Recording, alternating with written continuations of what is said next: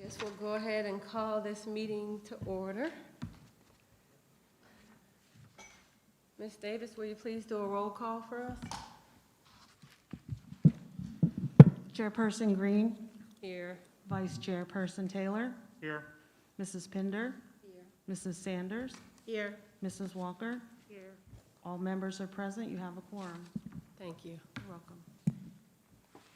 Have all members had the opportunity to review the minutes for today?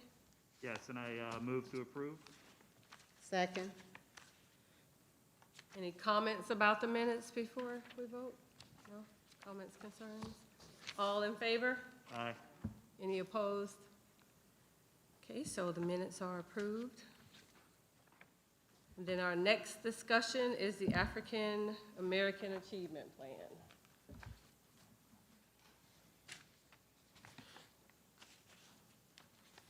So I have received a lot of feedback with the African American Achievement Plan, and I spent my last 2 weekends looking at Equity Summit videos and reviewing the plan. I had Ms. Davis to provide for us the 2019-2020 plan, the 2021 plan.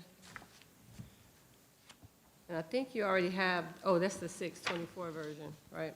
And then you already have the updated July plan, right? We have that one?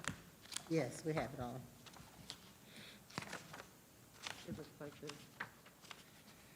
So I think that's the one from 6/24, right? This is the bottom, on the bottom, it said 23rd. What does yours say? Highlighted, Draft updated on July 23rd. Okay, mine is different. But it's probably the same. It was in the, we have, in your folder, it's the most recent. Yeah, it has 6/24, but you have something at the bottom? There's 3. There's 3. 7/23. There's another one, there's 3. One that has June and one that has July. No. I'm missing July, I think. Yes. You know what? You gave it to me though, didn't you? Is that the one I picked up? Okay. No, I have it. I think.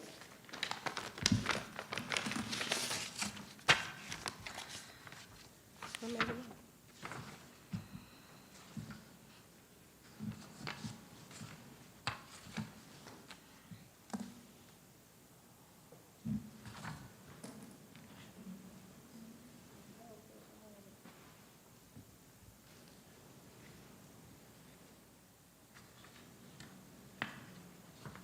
Okay, I don't have it. I lied.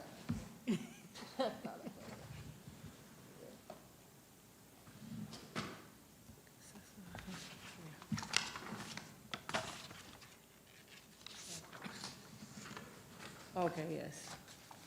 So that's the different one. This one is from 6.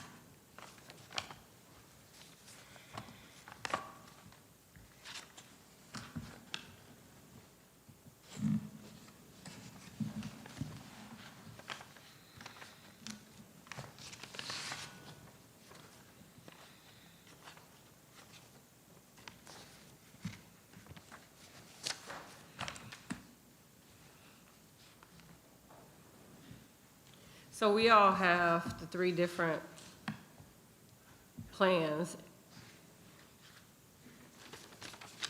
for the African American Achievement. And you all received the email from Mr. Brown? Did you all receive an email from Mr. Brown? No, I Today? didn't, unless it came today, and Okay. was it today earlier? Yes. No, I didn't get it. Okay, so I'll just read the email from Mr. Brown and then we'll go on to discuss. So I guess he emailed the board and I was on the email. I thought the equity committee was on there. Says, I have taken time to debrief with Dr. Warrior, spoke individually with equity committee members and with trusted and respected members of the community. I recognize that a lot of time and effort has gone into this plan, both by your staff and our team. Dr. Moore, I must in all honesty applaud your enthusiasm and sincere desire to move our district forward as it relates to African American student achievement and your efforts to establish a fair and equitable playing field.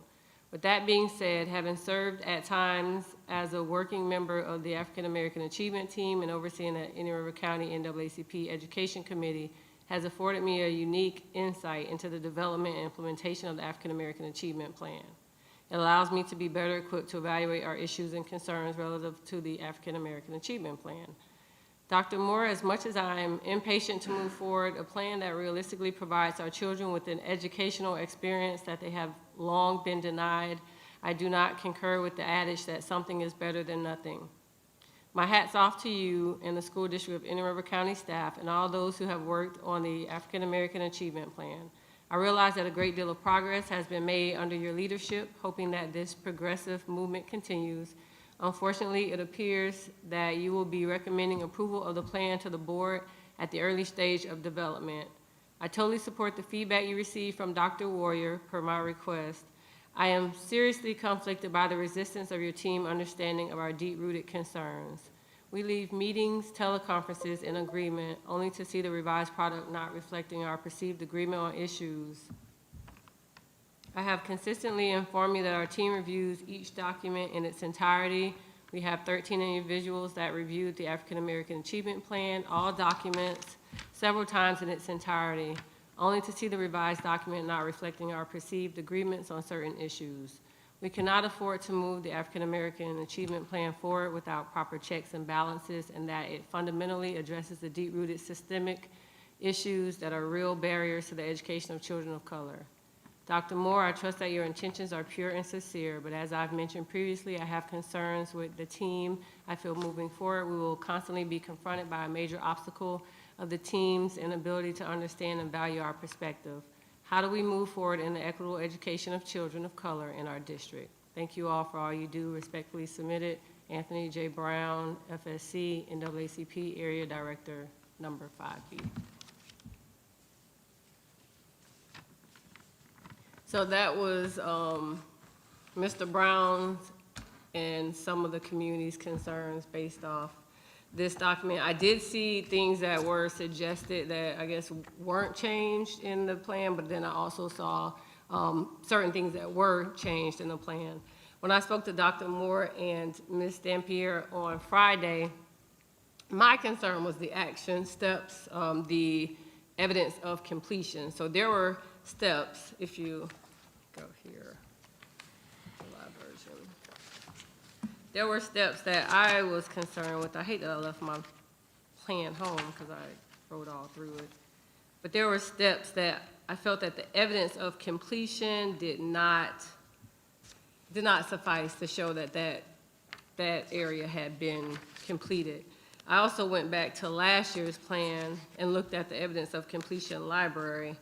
And like 1.119 was one in particular that discusses credit recovery and meeting credit recovery. And the submission for the evidence from Vero Beach High School was almost laughable. Just, I don't know. I guess my concern, as I stated, is just when we have an action step, but then when you get to the actual evidence of completion, it is not completed. That evidence is not something that we can look at to monitor. And that's what I would like for us to look at, just the action steps, what evidence they're providing for us to see that it has been completed, and are we able to monitor from that evidence. So the one action step, let's see where that one is, that I'd like to bring your attention to if I can find it.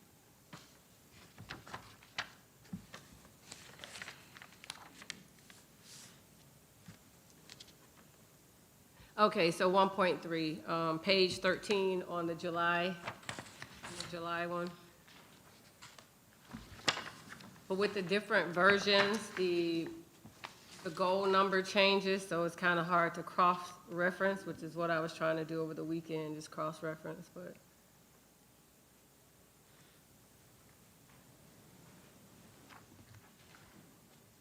So 1.3 on page 13 says, implement a curriculum matrix that integrates African American history teachings in grades K through 12 that is included in the curriculum map. And then the evidence of completion is the curriculum matrix. So our suggestion in the paperwork that I gave to you all, if you go under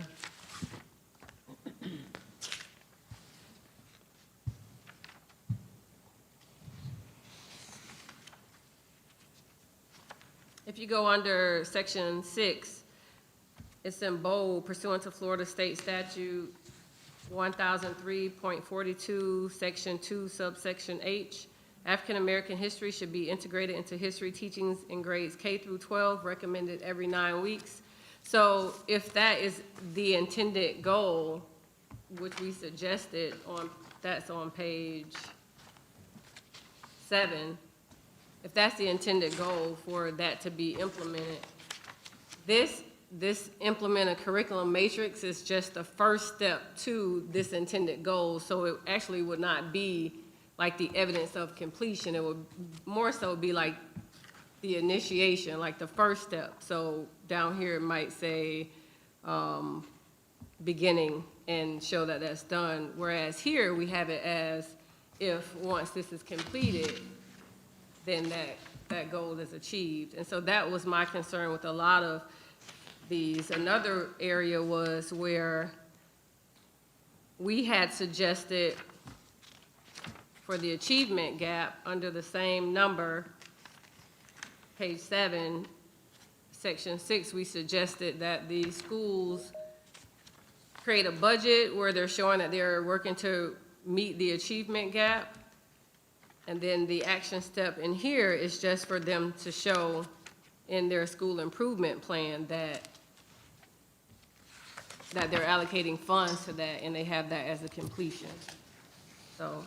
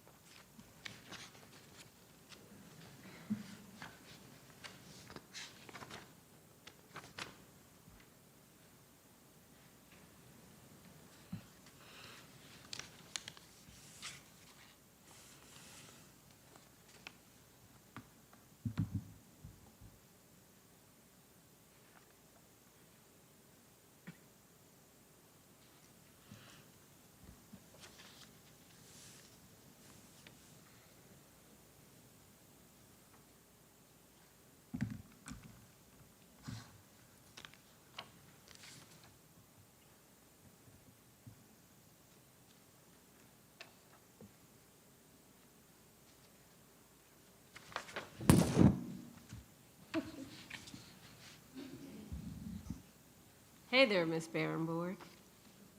Hi. So then I wanted to bring up the joint plan that charged us with the duty with this African American Achievement Plan. I'll just read that once I found it.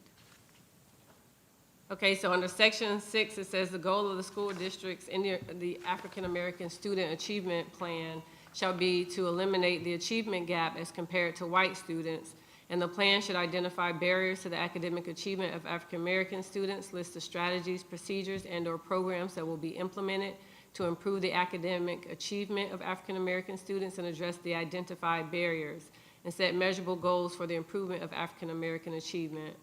The school district's African American Achievement Plan shall also address any disparate discipline of African American students and the assignment of African American students to special programs, such as the exceptional student education and alternative education programs, including whether such assignments exceed state and district averages of other groups.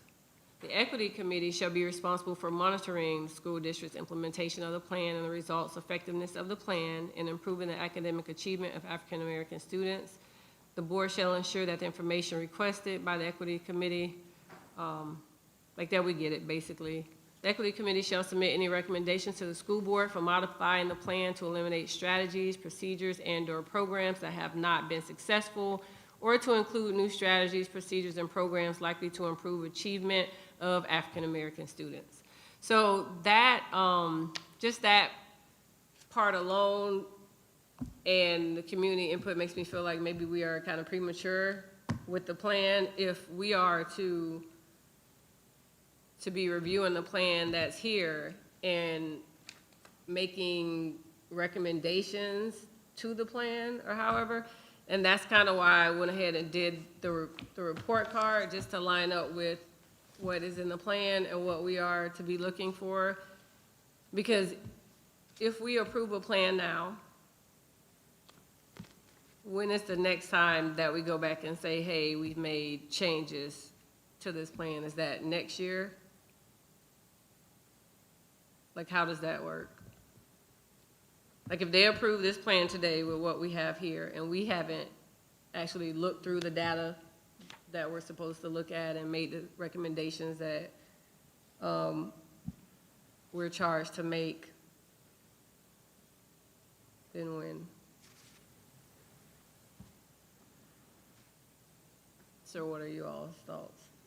Madam Chair, if I may, I think the Equity Committee has had plenty of time to review the plan, including doing the Equity Summit. We also had another day another morning that we sat down and we went through groups.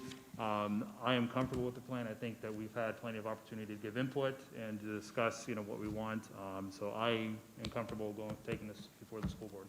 Okay. So no one has answered the question, though. The question was, when will we have, if we approve the plan as it is now, the draft dated July 23rd, okay? When will we have an opportunity to go back and look at this plan again? Is it a year from now? That's the question, right? Am I right? Right, that's correct. Because last year, the plan didn't happen until after we had our meeting. So this time it's happening before the meeting, so that's. So if someone could answer that question. So I will say the plan is required by the joint agreement to go, to be approved prior to the beginning of school, which is, I think it goes up tomorrow, if I'm not mistaken. So, yeah, so it would be for a year, but I will say it is fluid. If something's not working or it's not going to be sticking with it, you know what I mean? If we're not seeing any progress on any one of these action steps, I would say that, Dr. Moore would certainly decide to, go a different route in order to, make sure that the action step is working. Okay, so I have two things. Okay, so first, the meetings that you discussed happened during regular business hours, and I work outside the district, so I was not able to attend, which is why I spent time on the weekend going through the stuff. But so I felt being on the committee was kind of unfair to me. I'm not retired and I don't work for the district. The second thing is, I think this plan was updated today, right? So the most recent updates, was it today? I don't think so. The date that's on it says July 23rd, and then there's one for, is Ms. Dampier here? Ms. Dampier? Well, Dr. Moore is here. July 23rd. Dr. Moore, if we were, like, when would the next time would this plan be updated? If we get done, we have our annual meeting and then we have recommendations, when would the plan be updated? Through the chair, let me kind of go backwards and forward. To directly answer the question, as Mr. Taylor was saying, it is a fluid document. So my commitment is to be here every time this committee meets to provide an update regarding the implementation. And as Ms. Green, the chair, went through that joint committee report, it is monitoring the implementation and having the ability to conduct dialogue and conversations around the implementation of this particular plan is really where we need to get to as a district. Last year, we did not have a plan. The school year started, there was nothing for this committee to monitor because their plan wasn't done. That was brought to my attention in January. We were able to create a plan collectively for what in my mind is the first time to begin implementing. February, last week in February, the second board meeting in February was the date of that particular meeting, and then COVID hit. So looking forward to bringing a comprehensive plan that can be implemented and then providing feedback. So the direct question, once approved, it is a living and breathing document. The theory behind this continuous improvement effort, same theory of action that I followed in Miami, is as we implement, we learn, and then we create and modify. So initially, upon creation, I made a commitment to provide updates to the school board on a monthly basis, one of the 2 board meetings that took place within a month to give an update. COVID hit, I still provided those updates. Ms. Dampier provided those updates to you. It is an ongoing conversation regarding the impact of implementation. And as Ms. Mershon Green mentioned in some of the steps, and let me say it here, and say it clear and say it, this is not about implementation. This is not about let's just put together the best that we can. Absolutely not the theory of action. This is a plan about putting something together that will drive the work of this school system and ensure that we as a community understand the priority that we collectively have around equity. You all know, and not to go backwards, the priority in terms of continued employment in the school district of Indian River County, it's not negotiable. It will be part of your evaluation as it relates to this area of work, and when your name's in the plan, let's look through. But when you look at implementation, and I think this was a great conversation that we had with Ms. Green, your chair, last Wednesday. And you were right, Ms. Green, there are changes to the plan that were posted today. Those are 100% because of the feedback that you provided to us. So I apologize for making that, but we wanted to include everyone's feedback. It's about impact and the opportunity to walk with all of you as committee members in schools to look for impact. This is not a plan that says, hey, look at what we did, we've improved equity. Well, guess what? That theory of action has been in place for the last several years and it has not worked. There is a clear expectation in the system, so looking for evidence is not around a document or not around the plan. It is about the improvement of academic outcomes. It is about the shift in numbers in terms of behavior consequences, as evidenced by the creation of a brand new school improvement plan. It is as evidenced by an opportunity to sit and work with assistant principals regarding taking a proactive approach on how we provide meaningful support for our children versus excluding them from academic environments. Just not a way of us. Evidenced by the opportunity this morning to meet with all of our school resource officers and set expectation and share this is the new code of conduct, and this is the way of the work in the school district of Indian River County. And if you have any opportunities to want to buck that, you're not in the wrong school setting. And it was received very well. So kind of going on, but I think the direct answer to your question is, as requested, I am here to provide updates. I will continue to provide those updates to the board as it is detailed in the plan. And you could expect the plan to shift or modify based on implementation. So just for clarity, Dr. Moore, if there's an action step or some strategy that we've identified and after 3 or 4 months, it doesn't seem to be working, we're not seeing any progress, okay, we would be able to adjust those. I think the expectation you should have of me is for me to come to you and saying, based on the review of this plan and the impact that we're having, yeah, we've implemented the step, but we're not seeing the change of behavior, and here's what I'm doing to shift or modify the organizational design, the behaviors in school, or the systems or structures that have been created. So it is looking at the plan. It is not by any means me waiting and saying, okay, let's look again at a year. I just met with our principals at a opportunity that we called Reignite, and that was the opportunity to look at school improvement plans and not look at the plan, but the creation, the process used to define how we're going to align the resources and human capital, the energy to implement the plan. And it was 2 days about how we take that school improvement plan, and administrators, teachers all know from a historical perspective, that school improvement plan isn't a living and breathing document. That no longer is the way of work or the expectation here. It will be a living and breathing document.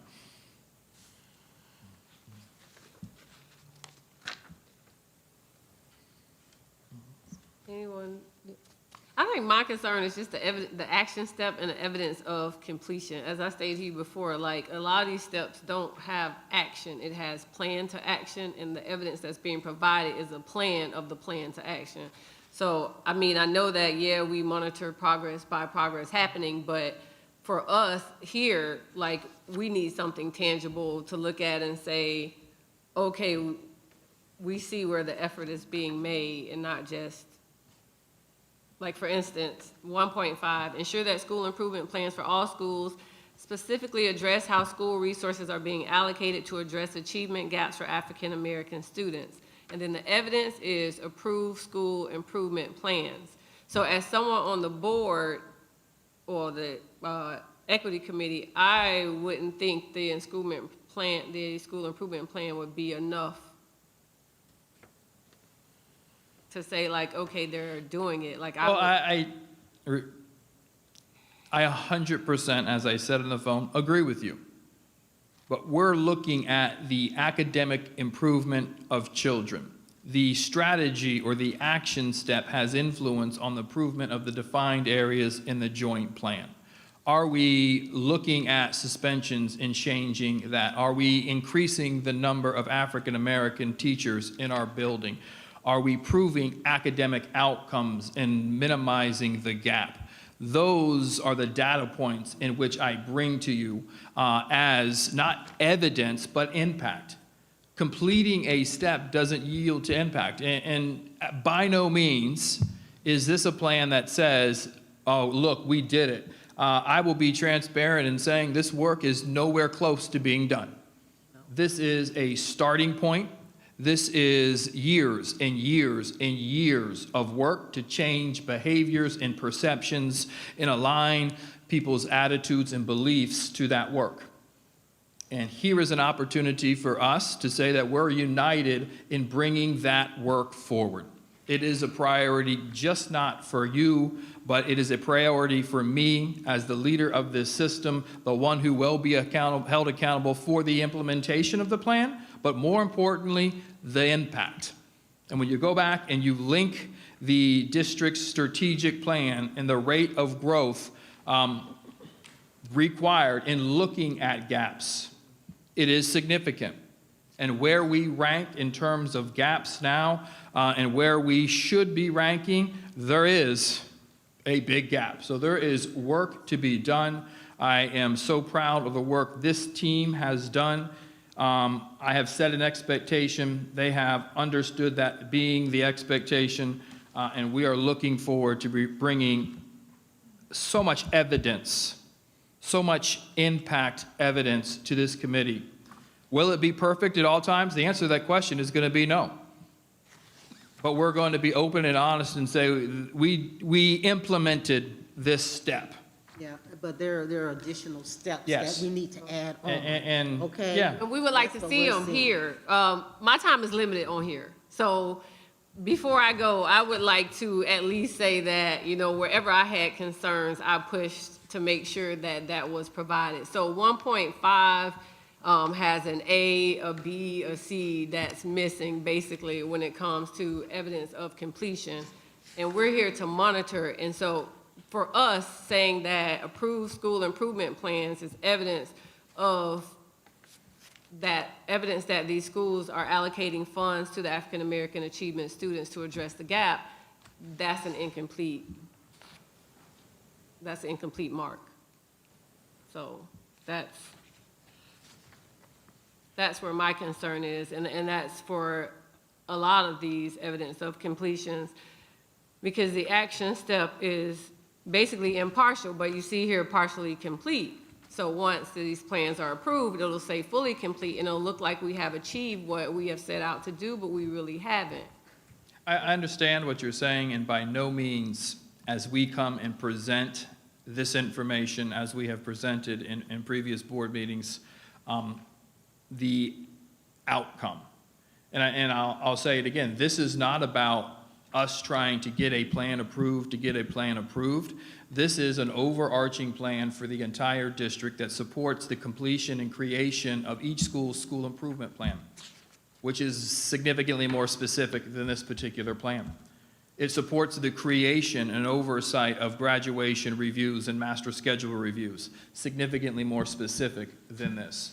It looks at the school improvement plans within culture and equity. It drills down to a number of additional things. The impact that comes to you will be the rubber meets the road in academic outcomes. The rubber meets the road in improvement and looking and listening to students regarding the quality of life in the schools in Indian River County. That is the kind of presentation that we give to you. It isn't just, this plan will be significantly more when we come to the collection of evidence. I come dropping. Have you looked at your evidence library? Because I looked at it this morning and yesterday. Right, but keep in mind, the evidence library is the evidence minus the opportunity to have impact. The impact didn't happen because we did not have assessments. We can't count and we can't. It's not the evidence either. Like there's no description on them. There's no author on the documents. Like some of the stuff I was like, okay, he tried it by uploading this document. Like I don't even know why they put that in there, but it's not. Which is why, honestly, which is why I'm pushing back today. No, I understand. I saw the evidence and I'm like, oh. It is authentic. And once again, that's transparent at the heart of it. Is it something I'm going to stand and beat my chest and say, look how great it is? No. There are opportunities to really look at the quality of those pieces of evidence to define where we need to make changes or modifications to improve the impact. So it's going to be a continuous work in progress. That is what continuous improvement is. That is the work that we will lead. That is how we have created the alignment between our district strategic plan, this plan, the school improvement plans, the level of accountability from data chats, and the amount of information that I will bring that says this has been the impact based on the implementation is something, I promise you, is something you've never seen before. And I think for principals to come through and say what we've had to do in the last 8 months in making this a priority, it's real. And the volume of work that we're going to have to do to change behaviors, it's real. And I will be able to come in and say, hey, this is it. It's not negotiable for me. It's not something that, it's just something I have to do because we didn't have it in place. No, this is an attractor to me. This is an opportunity to engage. And as you say, you're only here for a limited amount of time. Exactly. You've been here for a really long time, and this work is nowhere close to being done. So when this subcommittee or the joint committee expires, no, it doesn't. No, it doesn't. Let's not mislead anybody and say we've met the requirement of whatever the predetermined agreement was. No, this work shifts to an equity committee and we continue to evaluate that work. That's transparent. I'm not interested in doing this to get it done. And I know those are words, and if you've heard them before. But ask your teachers and ask your principals if the actions behind those words aren't significantly different over the last 7.5 months. I'm here to do the work. I'm here to do the work. Equity Committee, I need you guys to be here to do the work. So although he is saying that it is a continuous document improvement, you all need to be reviewing this document, asking the questions, making suggestions, because we all won't be here for the next group. But if we leave them with the concerns that we had, then we have failed them, and that and that's our duty. And let me, I'm sorry, Michonne. I know you took me off the agenda because I talk too much. I hope if I've done anything with you as committee members is really extend opportunities to seek your input and your feedback in the creation of this particular plan. And my promise in response to the work that we have done together. Is it perfect? No. Reserve perfect for Jesus. Everyone else, we're flawed. Is to really bring about the change of behavior and the improvements, and there will be shortfalls. And there will be times in which the desired action doesn't yield the outcome, and we will shift or modify that in real time to ensure. And Okay, that's you my talk, concern, okay? But- As long as we are shifting when we see it's not meeting the as we outcome begin to implement, you will see school improvement plans. You're looking at a brand-new way of teaching and learning taking place in this county and throughout the state. About 40% of our students, a little bit more, are returning to environments that they've never been in before. Our schools are modifying and creating new instructional environments that they just now today found out about. When you look at our African-American students and what option they're selecting at a significantly higher rate, option 2 and 3, the virtual rates. Between 58 and 60% of our African-American students have chose to stay at home in conversations with their parents to stay virtual. That requires action and shifting and modifying the plan. In comparison to our white students, we're at 78%. 78%. So there is a level of accountability placed on me, curriculum instruction, and our principals really to recreate the systems of support. Because I can tell you, when I took that strategic plan, which is my evaluation, I didn't water down those outcomes because of COVID. But when you look at the resources, where those resources need to be, so I'm glad to hear. That is probably why. Because if you're being called to the school, for discipline problems and so forth, as a parent, I would say, let me try something different. Let me see how it works if we educate my child at home, okay? Absolutely. And how do you Yes. make lemon out of lemonade, out of lemon sometimes? So then my question is, why does this have to be approved tomorrow if we don't start school till August 24th? We start August 24th. The initial school date was, as you know, next school week. I think the reality is the opportunity to discourse and have dialogue around the creation of the plan. As we begin to problem solve, there is a level of linkage between the school site, school improvement plans, as well as the district strategic plan. And this is the body of work put together, approved by me, recommended to this board, that ensures that it is aligned. And this is a theory of action that you can't look anywhere else but to me in the creation of this continuous improvement theory of action. And as I said before, this is the exact same theory of action that I created in Miami for the lowest performing schools, the 102, that yielded outcomes, unparalleled outcomes. So to take it to have it approved begins finally after 8 months of being here, of really getting to work. I think the number of days students have been in schools versus the number of months that I've been here is heartbreaking to me. So to have us back in brick and mortar, option 2 and option 3, and the ability to begin working and connecting. And I acknowledge, Chairman Green, that I know what's coming in terms of the plethora of information and data and learning as a result of implementation. And it is something that I have lived for the last 8 years doing this kind of continuous improvement model. So I think it is not haste. This is an opportunity to sit with many of you multiple times to seek input, to begin implementation. And I'm very excited to say, yes, okay, there is a great deal of information and changes and learning taking place. Question. Has everybody bought into this? When you said today you presented, So today was I think that is an absolutely good good question.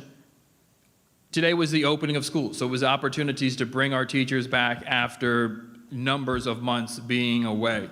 The plans that have been created over the last several months. And the first Equity in Action I'm sorry, not Equity in Action, the Equity Summit, then followed up by the second one, were points of accountability. And this is not smoke and mirrors. This is not, let's just do this to appease the Equity Committee. This is, let's circle back and let's look at, and I'll be honest, some of the points of evidence that we had, that was great conversation and dialogue to have those changes in the midst of those particular meetings. It made the plan better. So in terms of staff buying in, I think the morale is at an all-time high. I think the defined priorities clearly have been defined. Even in the midst of COVID, we have remained focused, probably like no other district, in continuing to build instructional capacity, deepening our understanding as to how we're going to be implementing these plans. Just spent 2 days. Those 2 days was on strategic design, creating school improvement plans, or creating a plan to create the plan on how to bring your teachers in, define, hey, not only what are our goals are relatively easy to come up with, but what are the barriers that impede the attainment of that particular goal? And then how do we problem solve collectively as a group of adults to define the action that's going to take place 9 weeks by 9 weeks by 9 weeks? So this is not a plan that you won't see until the end of the year. And I think you all have the opportunity come October, November, really to look at and say, hey, this is the impact that the district has had in implementing this particular plan over the course of the entire year. And I will be honest now, and I'll be honest then, we will miss the opportunity to have the state FSA data outcome. We'll have a lot of implementation, but we're going to have very little data to produce come December. So it really will be a conversation about, hey, what has implemented and what are we seeing changes? Are we looking at the academic or progress monitoring data that we're using? What has been the response to the various instructional models in the areas in which we have to provide the feedback to the state? This has been the progress. These have been the challenges, and these are the proposed next steps or recommendations. And those, you know, there'll be plenty of recommendations to make because this work isn't trying to be done at the end of the year. We're going to be aggressive in implementation. We're going to learn faster than most districts have ever learned, and then we will see significant improvements over time. If I may, Madam Chair, just speak a little bit to my experience with when you asked the question of is there buy-in? I feel like I can say I want to give certainly recognition to Dr. Long for an amazing Equity in Action Summit that she did. Conference was a beautiful day, and we had a lot of our administrators and community leaders attending. And I can tell you, just even from myself and my experience, especially with restorative practices, previously, before Dr. Moore, in previous years, we brought up restorative practices and alternatives to suspension, and a lot of times it's been met with resistance. I can honestly say for the first time, I'm hearing people really buy into Dr. Moore's vision. We're not going to be suspending children like the way that we used to. And when I was reviewing the feedback that Dr. Schiff and I received from our presentation, excellent, what we need to do this, can we get trained, can all administrators be trained? So the feedback that we were receiving is that staff really wants this. They want to do something different. They know that it's going to make a difference. And I can honestly say in my 8 years, I feel more enthusiasm and intensity than I've ever felt in terms of doing things differently.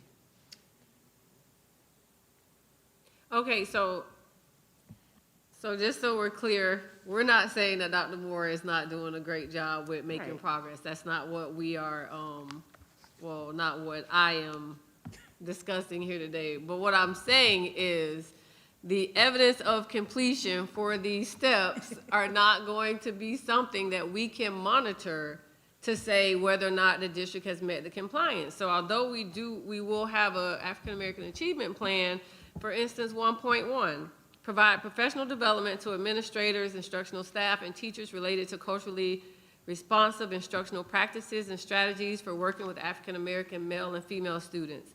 Evidence of completion, implementation steps by school. Well, That I think, that is not something that we can look at and say, oh yeah, they're doing that from this. I think, can I just, like, the action is maybe correct, but here for the evidence, it should be, tell us the programs that have been used to provide that professional development. Show us the roster of the people who have taken that professional development. Let us compare that to this principal school and see if their discipline has gone down. You know, like for the evidence of completion, I know the discipline is a different step, but for this, the implementation steps by school is not an accurate And evidence. I think the evidence means we did the step. What I will present to you, and then you all will collectively evaluate regarding the progress, is everything that you just said. Here is the reduction of suspensions across ethnicities. Here is the improvement of the first grade, 9 weeks grade in comparison. Here is the number of African-American teachers that we've hired over the summer. This is the percent of African-American teachers that were in our buildings last year versus the numbers that were here this year. That is the impact. I respectfully say to you now and forever, I am not trying to proffer a plan and trying to sell a sign-in sheet or an agenda as changing or impacting the quality lives of children in any particular system. Absolutely not. But this doesn't even have the sign-in sheet it says the implementation steps by school. So, like for instance, if we go to human resources, we ask with the recruitment, like what's the evidence for recruitment? I mean, yeah, we can look and say, okay, we increased by 1% and know that recruitment is happening, but there has to be some type of documentation. So we have to look at the visits. We look at the budget, what has been used for those trips, who attended those trips, how many offer letters went out, and that would be the evidence of. I don't even like completion, because it doesn't mean it's complete, it just mean that we are working for it. The action step was done. That's Right, basically right, what so, you're you know, but here, even the evidence of completion is not something that we can look at and be like, okay, they've implemented, they've had professional development for administrators at this many schools, they've had instructional professional development at these schools, they're working here, you know, So in actuality, the evidence is going to be observable, okay? Yeah, thank you. You've provided the training. Pass it over okay? time. You can train people all day long. But It that's does when the not data mean that comes they're in. going to implement the training, okay? And my understanding is that is going to be the role of the principals, to be out there in those classrooms, observing to see if those strategies are being carried on into the classrooms. Right. Because you got your line staff, that's really to tell you, this is a plan, but the people who are really gonna make this actually work are those frontline staff, those teachers that are in those classrooms, okay?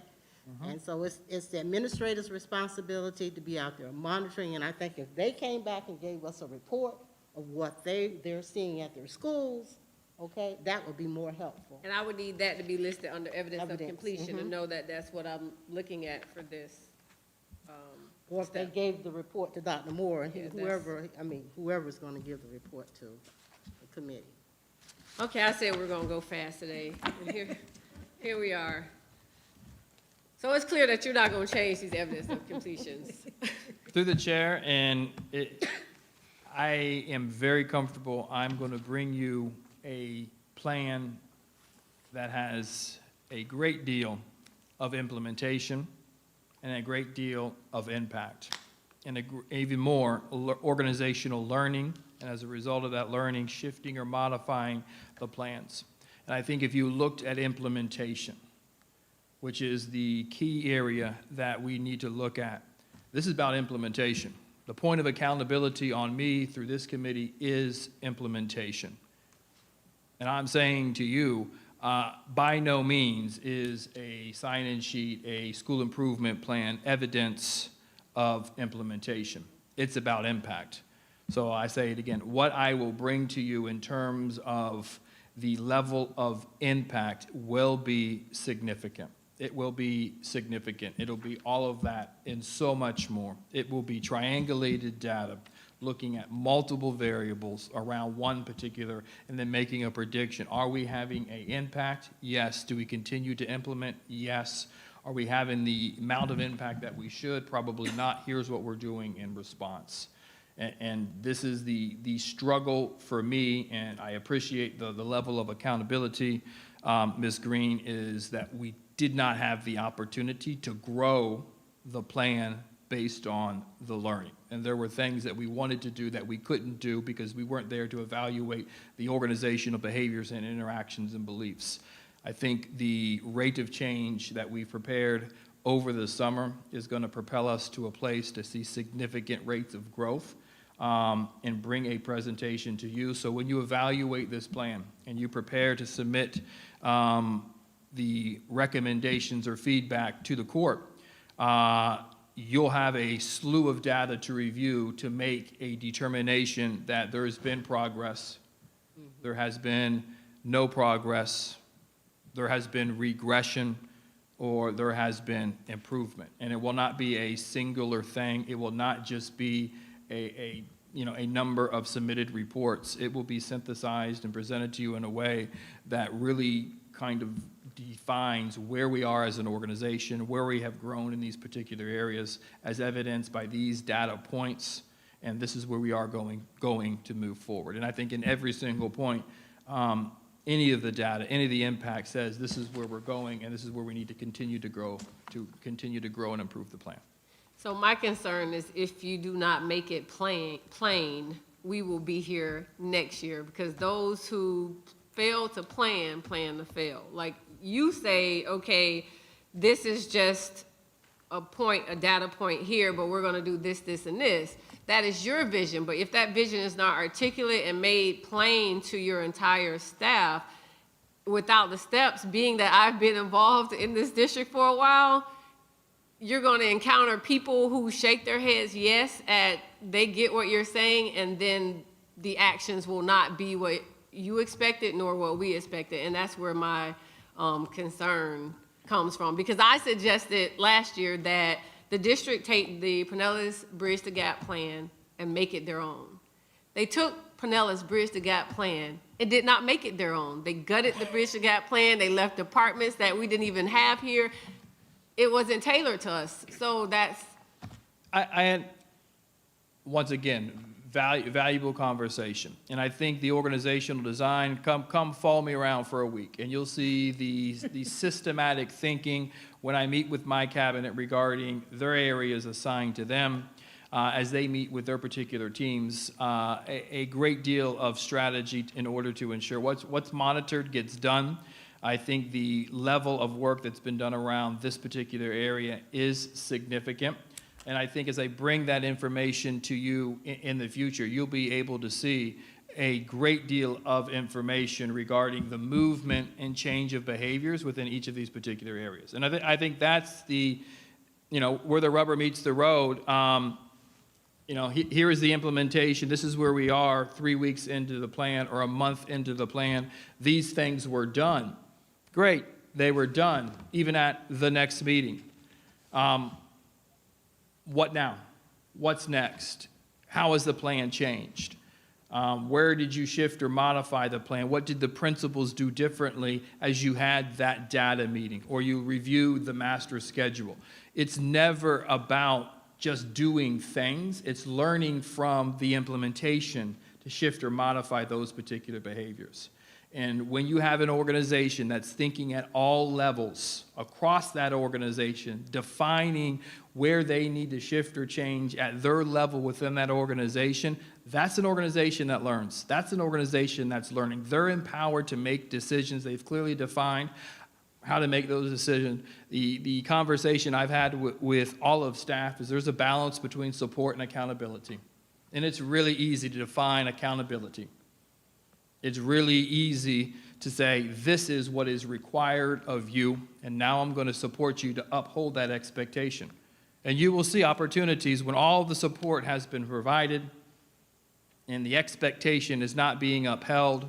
There's learning and shifting and hard decisions that need to be made in response to that. And that will happen too, because So, that, so how do you ensure uniformity if people are talking to their teams and it's not included in this plan? If steps aren't included in this plan and each person is going to their team to ensure certain things that are get done that are not included, how do you ensure uniformity across the district? the organizational design, so the flow of work, how we're having the conversation at all points of the organization. When school sites create their school improvement plans, we set expectation for 2 days. We gave a great deal of training around the 4 areas in which they'll be conducting that. They'll be working together to create those plans, a clearly defined process on how to go back, work with schools in the creation of those particular plans.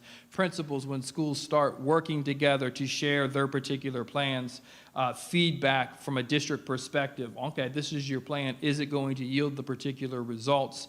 Is it aligned to the district's strategic plan before it ultimately begins as we move to implementation? I think when you look at decisions in this, as cabinet members come, as senior staff have conversations, what drives our work is that strategic plan.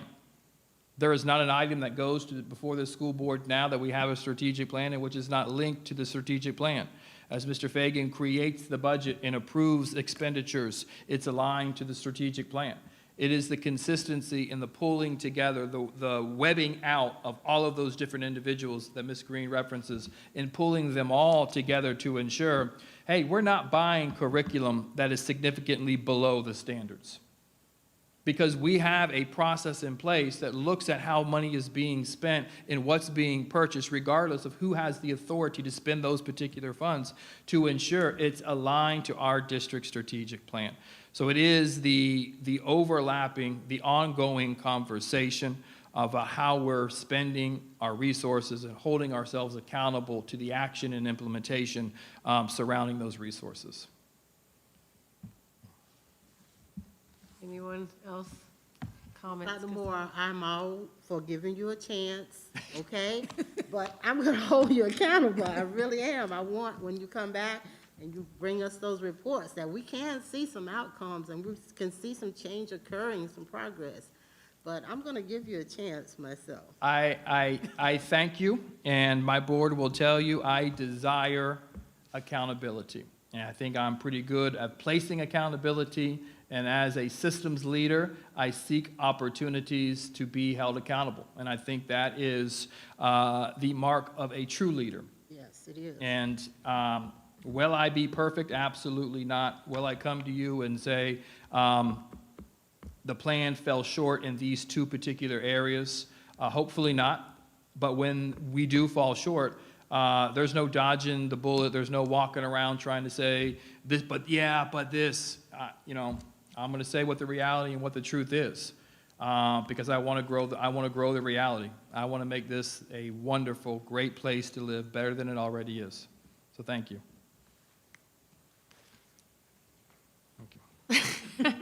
I would like to put on record that there are some action steps missing and some evidence that that is not correct. However, I guess we're gonna move forward to my dismay, but thank you. Thank you. Do we have any citizen input pertaining to the plan?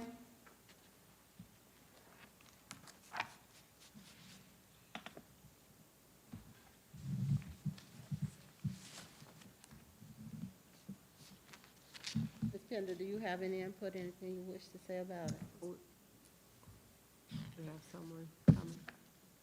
We're gonna go back to the plan anyway, because the sections that we're reviewing, we're gonna review through the plan and also through the data, so. Okay. Yeah.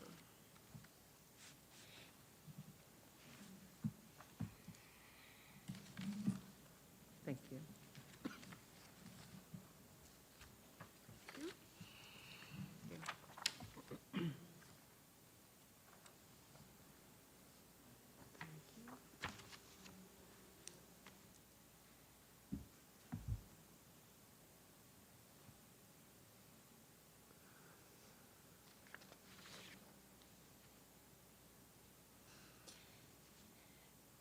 I came tonight to have a citizen input speech And I appreciate Dr. Moore, you speaking tonight.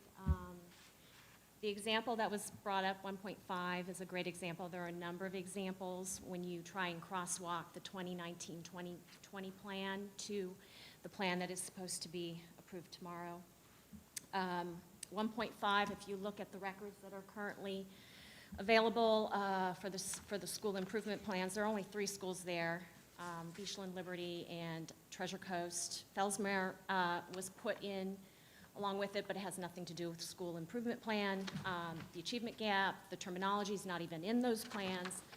So, you know, it goes on and on and on, hours and hours. So first I'd like to say good evening to Chairman Green, committee members. My name is Claudia Wall. As I am certain you are aware, we will soon be entering the 3rd and final year of the life of the Equity Committee. As this marker approaches, I urge you to consider how effective have you been in accomplishing your purpose. I am concerned that the committee continues to lack the quality and quantity of documentation required to evaluate compliance with the mandates of the desegregation order. Tonight, the 2020-21 African American Achievement Plan is on your agenda, and it is on tomorrow's board business meeting agenda for approval. I will note here and discuss later that the 2019-20 plan has never been evaluated. Although the plan looks visually attractive with its tables and colors, it is as flawed as it ever was, especially when you try and crosswalk it back to the prior year. The plan lacks a vetting process. As I stated before to the district's responsible staff and the committee, I do not recommend or support the content of the plan, nor the process that has been used since February. Unfortunately, it didn't have to be that way. Originally, academic achievement was one section of the desegregation order, which contained several additional sections. Now, the August 2018 joint plan, or the revised order, has morphed into the document that is referred to as the African American Achievement Plan. While this may be viewed as innocuous change, I ask that you reconsider your decision to support the format currently being used. Keep in mind the implications for ease of monitoring implementation, and the ease of evaluating partial unitary status. Please make an intentional decision regarding this format. Do not allow it to be made by default. On February 25th, 2020, the school board approved a 2019-20 African American Achievement Plan. The Joint Partial Unitary Status Plan states, quote, in 2016, the school district developed and implemented an African American Student Academic Achievement Plan. Prior to the start of each school year, the school board will review the school district's African American Student Academic Achievement Plan, consider any recommended changes to the plan, and approve the plan. Madam Chair. Continue. Continue. Thank you. The school board shall ensure that the school district maintains documentation regarding the implementation of the plan, as well as information and data sufficient to evaluate the results' effectiveness in improving the academic achievement of African American students. This is a quote taken straight from the joint plan. Despite the above claim by the school district, the first board-approved African American Achievement Plan for which documentation appears to exist is the 2019-20 plan approved on February 25th, 2020. There appears to have been no prior board-approved plan since 1994. The 1994 plan was apparently never implemented. Information for monitoring and compliance of the 2019-20 school year has been impacted by the COVID-19 pandemic, which prevented students from returning to school following the spring break. This does not suggest that we ignore data from the partial school term, nor does it allow us to substitute 2018-19 data and not label it as such. Available 2019-20 data from the African American Achievement Plan must be analyzed for information from comparable time periods and for the potential impact on the proposed 2020-21 Achievement Plan. As far as the desegregation order is concerned, the district is not in compliance. Our school board has failed to maintain, quote, documentation regarding the implementation of the 2019-20 plan. The board has also failed to provide the committee with, quote, information and data sufficient to evaluate the results, effectiveness, in improving the academic achievement of African American students. Committee members, it is your responsibility to provide advice, feedback, and recommendations to our school board regarding the 2019-20 plan. Thank you.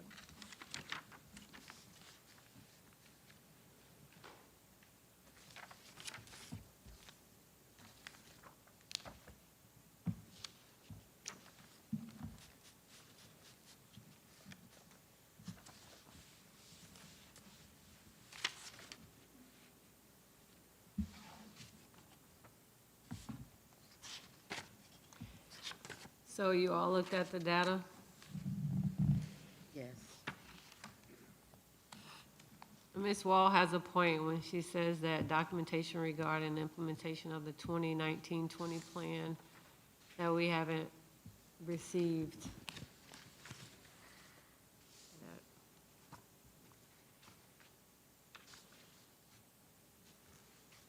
And then too, for academics, couldn't we receive, like, we didn't have the FSA, but we do have unit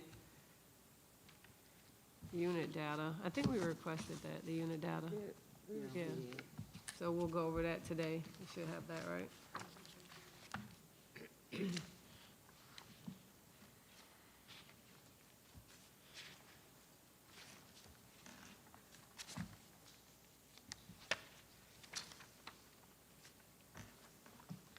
I think the biggest concern that she said is that we are entering into the third and final year.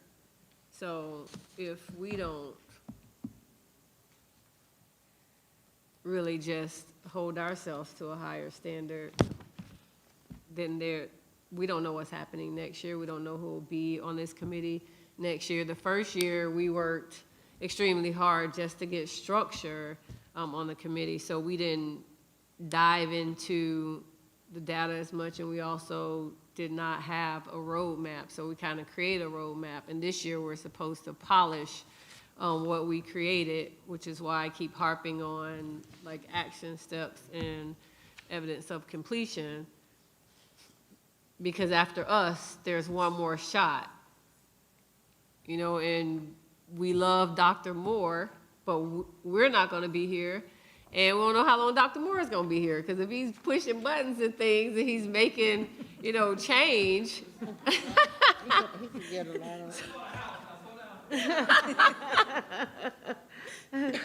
We have to double down to make sure that he, you know, that we're two moving pieces. He's more constant than us, you know, but we have to do our part, ladies and gentlemen. One of the things that I do, you know, I hear what you're saying for sure. I think that the way that I was perceiving it and I understand it is that We've identified targets and we have identified goals. And so then the action steps are based on what we think, you know, will help us to reach those goals, right? And then the evidence of completion is just us saying, did we do that step? The evidence of whether or not it is effective is going to be student data. Yeah, but we're judging effectiveness, but we're also judging the action. And so even though this is a step saying that you did that step, okay, so for internally, they may work for the district. But for us, what are we receiving to say that, oh yeah, they are having professional developments and things?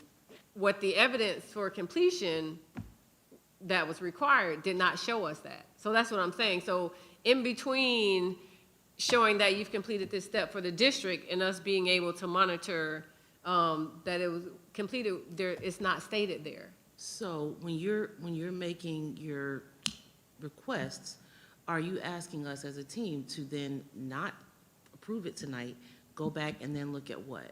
I would like for the district to not submit it and actually go back and look at the action that they're requiring to happen and the barrier to say, hey, is this substantial in meeting this, or is this one step of meeting this barrier? And if it is only one step, what are the other steps? Can we include those? And then what is the evidence needed to show that we are making this progression? Because here there's a step, for instance, back to the school improvement plan. Like, we know that what we asked was for there be resources allocated to improving the achievement gap. So that's 1.5. Let me see what page. So that is page 7. 14. So 1.5 on page 14. So it says, ensure that school improvement plans for all schools specifically address how school resources are being allocated to address achievement gaps for African American students. And they're only required to give a school improvement plan, right? So as Ms. Wall stated, there's only 3 that had been submitted, and they don't have the academic achievement addressed specifically in those plans. For us to receive a school improvement plan to see if they did it is inundating us with data. I don't need the entire plan. If you could show me where you have stated we are starting an after-school program for enrichment opportunities, this program goes from here and here, this amount of Black students are enrolled, that's the action. You know, that shows me that, you know, we've allocated this after-school program cost us $10,000. Or we have 20 tutors that comes to the schools. These tutors are here from this time to this time. Out of 100 Black students that we have, 80 students are enrolled. The tutors spend 40 hours a month. Like, that helps us with monitoring. Right, so, but then that's more than just changing the evidence of completion, it's really changing all of the action steps. Or adding additional actions. Yeah. Right. And see, and my concern, and the only reason that I'm pushing for it is because, as I said, my time is limited here. And the next people that come in, I don't want to put a chair in a position that's like, okay, first they're learning how this committee works, and then they're also having to figure out what is needed. That's what we did our first year. So if I can advocate with last year's experience and this year and say, could you add these things? Could you add this data? The next person that comes in, the next group comes in, can look at the plan and say, okay, we know that when we're looking at achievement gap, here, this is the action step. Let's see if they have the data for this, you know, make it easier. So eventually we're past this document and it's just in motion and they're just reviewing data. You know, so that's basically like my concern with the document. I just feel like it's incomplete, and yes, it's going to be a fluid document, and it's going to continue to be increased, but why not, if we can identify areas that, or steps that are missing, why not add those? Why not bring clarity beforehand? And it would be detailed, simple steps. So in essence, it's how are you going to Detailed do and it, simple. just instead of making. Right, and how are you going to present it to us? You know, like, yeah, we get the data and we can look and see, like the achievement increased, but also we're looking for finances as well with this, with the achievement gap in their plan. We're also asking for them to provide allocations for that.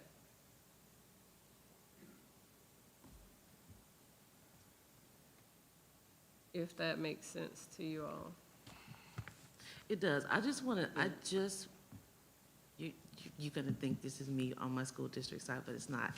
I really just have a question about how do we honor the work that's already been done? Because we have been given multiple opportunities to provide feedback. Yeah, okay, so about that, that's a problem when it's individually and we work as a body. That's where, because my concerns may not be your concerns, or I may not even recognize an issue that may be there until I hear your input, and now I'm like, wait a minute, I was concerned about that, but I didn't say anything because I wasn't sure that's what it was. So even with any group, if we look individually, fine, but what I see, you don't see, or what you see, I may not see. And now, as a body, it's different, you know? So even with the individual opportunities that are given, you don't get the full effect of the equity committee until we're here, you know, and we're not That's allowed true. to discuss it outside Because of being here. Yeah.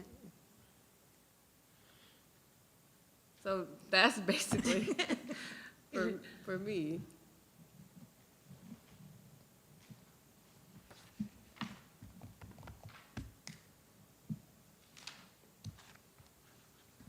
So although I do honor the work that has been done, because we have come a ways, I still feel like we have time, you know. Will we accomplish that To within the develop. next 2 weeks, Madam Chair? Or do we not even say time, we just, whenever we're done? Is that what you're suggesting? Well, there has been a lot of feedback, I don't think that was even, updated in here, but for one, like I did the report card for us, because those are the areas that we recommended, those, what we'll look at. And if we can't find it in this, in the data, then what, then we just say non-compliance? Because last year what we did was we repeatedly re-requested information because we didn't have it, you know? And I'm just not trying to have another group come in and then they're trying to figure out what they should be looking at in order to find what they need, or they just decide just to take whatever they have and then our students don't get what they need.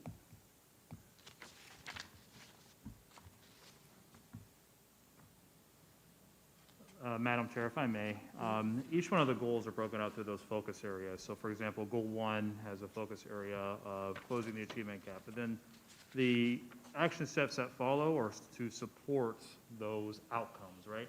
So I think the district needs to be judged on those outcomes, and we got to get to work on the plan. We got to get moving. We got to, schools are beginning to write school improvement plans. That work started a couple of weeks ago. You know, we have to get to work on this. They need to make sure that this is aligned with the district strategic plan.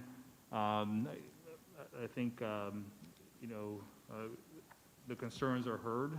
I just think at this point, we just need to move forward and start to work so that those overall focus areas or goals, that outcome, we can be judged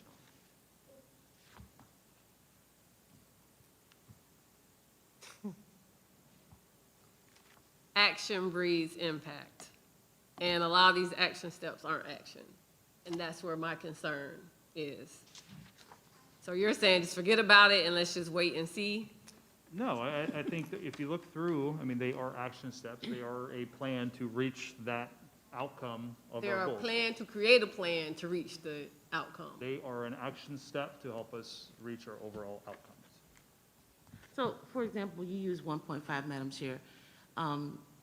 The understanding is that previously, schools were not necessarily being intentional about putting the efforts that they're going to make towards increasing African-American student achievement. It was always just in general, this is what we're going to do. So now the district is asking school teams to put intentional language in your school improvement plan about what you're going to do for African-American students specifically. And then the evidence of completion in the docket doesn't show it. It, like, as she stated, it wasn't in there. Now, 1.3, implement a curriculum matrix that integrates African-American history teachings in grades K through 12 that is included in the curriculum map. The curriculum matrix, that's page 13, is evidence of completion. So the evidence of completion is a plan to implement, not the actual implementation. That's my concern. And it'll say fully complete. That step will be fully complete. But there's no step for actual implementation. Right. So what it's saying is we're going to implement a curriculum matrix, and it's going to do all these things. The evidence is going to be the curriculum matrix. Whether or not they made an impact on students is going to come from the data. See, that's where you're wrong. You're talking about the impact. I'm not even talking about the impact. I'm talking about the actual implementation of teaching African-American history. That step is missing. So that's Because different from saying. the matrix does not show that they're teaching. It shows they plan to teach. You get what I'm saying? Absolutely. Do you understand? Set a plan to So that's what I'm talking. So with the monitoring of that, you're saying the impact. With the monitoring of that, that's when we're saying, okay, what schools are teaching it? What classes are being, what classes, who are the teachers for these classes? How many students are enrolled? That should be the evidence of completion. So it's hard to monitor. Yeah, I don't think you guys understand what I'm I saying. No, I understand, get it's what you're very saying. hard to monitor. So what I'm saying is some of the action steps are plans to put in action, not actual action steps. And some of the evidence of completion is just saying the plan is completed, not the actual action being implemented. So the plan is actually the first step, so you need. Right, to so there's have- another Then step you've that's got missing. to have steps the to it. teachers who are qualified Right, to teach. Right, there's another step that's missing. But I don't want to beat a dead horse, so. Okay, so, Question, but I do have a question. Okay. Okay, next year, you said we're going into the third year. Would you absolutely have to have new committee members? No. To me, it makes more sense to continue with the same members that you have who are knowledgeable of the plan, who helped develop the plan, and they understand it, they'd be able to monitor it. So you all, yes, so you can serve another year. I, however, will not be here next year. Because you've been here 2 years. Yes, yeah, takes up a lot of my time. And it needs, you need to have some continuity because this wouldn't have been possible without you and Chris, Yeah. you know, leading us along, so definitely needs So to be some. we would like for y'all to stay. I would like for Chris to stay, but he probably won't stay either. Yeah, Chris, how long have you been here? This is year 2 two. years, Marshawn too. and I have They been at came every at meeting the same since time. it started, so, Yes. been at every meeting. Yes. So we're gonna retire. And see, we're trying to put you guys in a good position. It's we're, I'm out of here. But, I have a You question. can still serve as consultant. that's true, that's true, absolutely. About the 2019-2020 plan. What worked and what didn't work? Anybody answer that? I mean, Well, the problem with the 2019 plan was that it was approved in February. Right. We I had know. 1 month of school. I'm trying to figure. Okay, then we went out due to COVID. But something should have worked if it was put in place. I don't think Well- anything was really, Yeah, there was no time to really put yeah, anything really in place. creative. So basically, this is like the first, This is the first year of actually working, okay. this upcoming year will be the first year that we'll have a complete year. We hope and we pray that we'll have a full year, because we don't know what's gonna happen. Yeah, but it might probably be virtual learn. I don't think school's gonna start actually, anytime soon, brick and mortar, but moving along. So the Equity Committee Compliance Report Card, basically what I did was I went to the joint plan and looked through the joint plan as well as the 2019 recommendations that we made to the board. And from there, I came up with the different sections, and then the recommendations, and then there's a spot for whether or not you feel our district is complying or have complied. It's usually yes or no, but then you can say why, or if you felt like you need more data on certain information, and then the 2020 recommendation or notes that you have going forward. So, Madam Chair, this document you created, is this? Yes. Of course, I haven't had the opportunity to go through it. I just So basically, if you pull the PowerPoint slides from before, I just cut and pasted Okay. what we had in there on here. And you guys are welcome to make edits to it or however, and we can discuss the edits. You can look at the documentation. It's just basically to help, to guide us when we're looking at the information. So are all the requirements in the joint plan in here as well? Or is it just, I just see the recommendations from 2019. Are all the requirements that are laid out in the joint agreement in here as well? So I did not put the A through L in there, those different The ones for recruiting human ones, or resources, so, yeah. okay, so what's Yeah. required in the joint plan is not currently in here. So for those, I didn't put it, I put what the board agreed upon in the recommendations and guidelines based off what we suggested, our recommendations, and then what the board agreed upon. So that is what was put in there. In the last portions, the extracurricular activities and student achievement, was it student achievement? No. And student assignment, like that came directly from, I think, the joint plan. Transportation and extracurricular activities came from the joint plan. And can I ask why not? Why weren't what was required in the joint plan, why didn't that make that in here? I mean, if we're overseeing everything, why not the joint plan as well? Why just our recommendations from? Okay, so all of basically it was under the section 2 for mentoring, it was the gist of what we're looking at for mentoring. And then the recommendations is what we recommended last year because we are the equity committee, and I thought it was important that this year's equity committee know what the equity committee recommended last year. So that's why it's there. And then you have the compliance determination. As far as the joint plan goes, some of that is obsolete because once we made recommendations and the board approved it, it supersedes the old joint plan. Like, we don't revert back to, with the teaching, for instance. So the board agreed that the teaching demographics will reflect the student population. So we wouldn't go back to the joint plan that said shall endeavor to employ one. So that's why that was not in there. But they do have the joint plan at their disposal, so.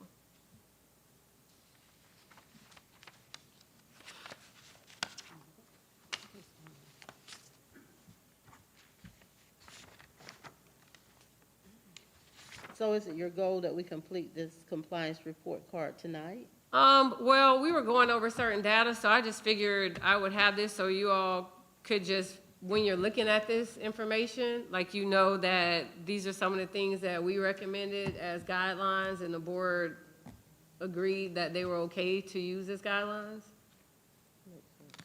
But you don't have to complete it tonight, but this is just to give you an idea of what you're looking for when you're reviewing the information. Yeah, personally, I would like to review it first before we implement it, you know what I mean? So I need some time to kind of review it before we say, hey, this is it, you know, so. That's fine. It's the exact same thing as the PowerPoint, so.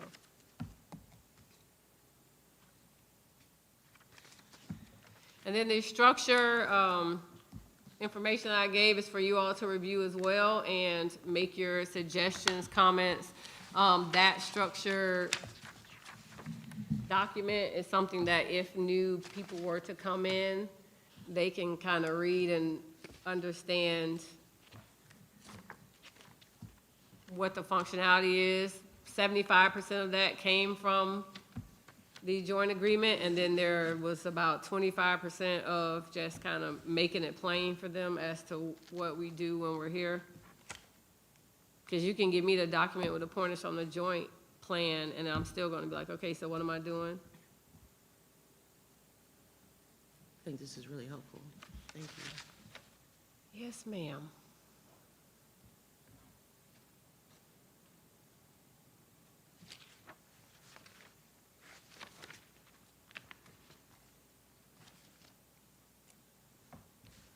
Okay, so now we are going to discuss African American Achievement Plan, as we have been discussing. And you all had the opportunity to review the plan? Oh, yeah. No comments or concerns? I think we pretty much talked a lot about concerns. There's so many things that, you know, every time you look at the plan, there's always something that you can see that can be improved in there, that, you know, that can be added to it.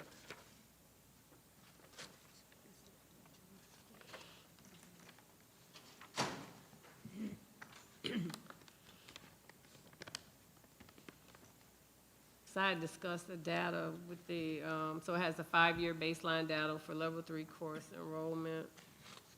And then there was some data based off academic achievement that I was looking for, instead of 3 through 10, just by grade and race. Yeah.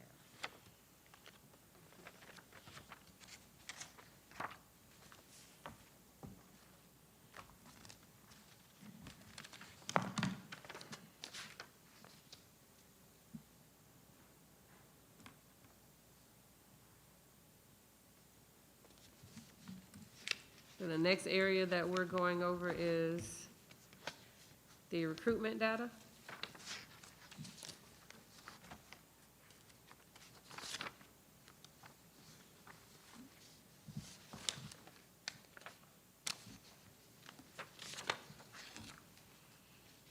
That was given to us last time, wasn't it?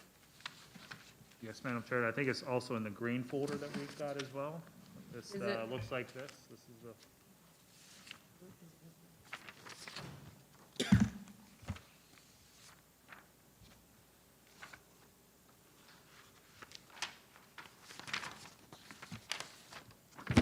That's it.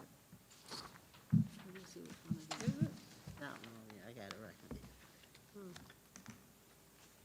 African American Plan Progress Report Card, June update. That's it, yep. See, where's the label for this?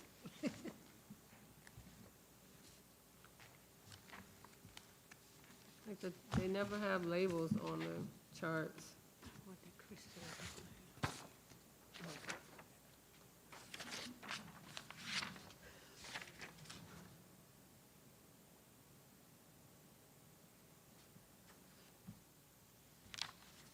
So you want to help us understand this, Chris?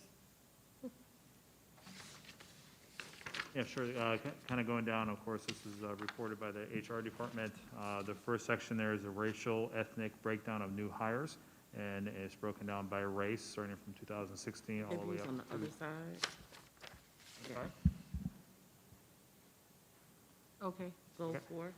Yep, and then just kind of going down again, it's racial, ethnic breakdown of teachers, attrition rates.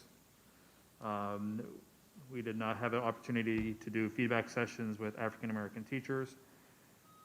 The last section on this page is the percent and number of teachers and leaders promoted by race. If you flip the paper over, and kind of going down again, you have contacts to historically black colleges and universities, and then the visits to historically black colleges and universities, the number of contacts made during recruitment visits, the number of job and recruitment fairs attended, and then students enrolled in future teachers mentoring program. And I know work was beginning to start on that before the COVID-19 break, so we'll continue that work here this coming school year. And then the last three sections are the racial ethnic breakdown of interviewees, the racial ethnic breakdown of interviewers, and lastly, the racial ethnic breakdown of applicants. And again, all of those are by race and ethnicity count and percentage. So Chris, effective November the 1st, we should have some data on the student enrollment and future teachers mentoring programs. But I would hope so, yes. Because, Or at least a plan, yes. yeah, that's the time frame. So we should have some type of data, at least December the 1st, okay? I would think. Yes, I would say we would have something, whether the plan or, like you said, the number of students participating by race.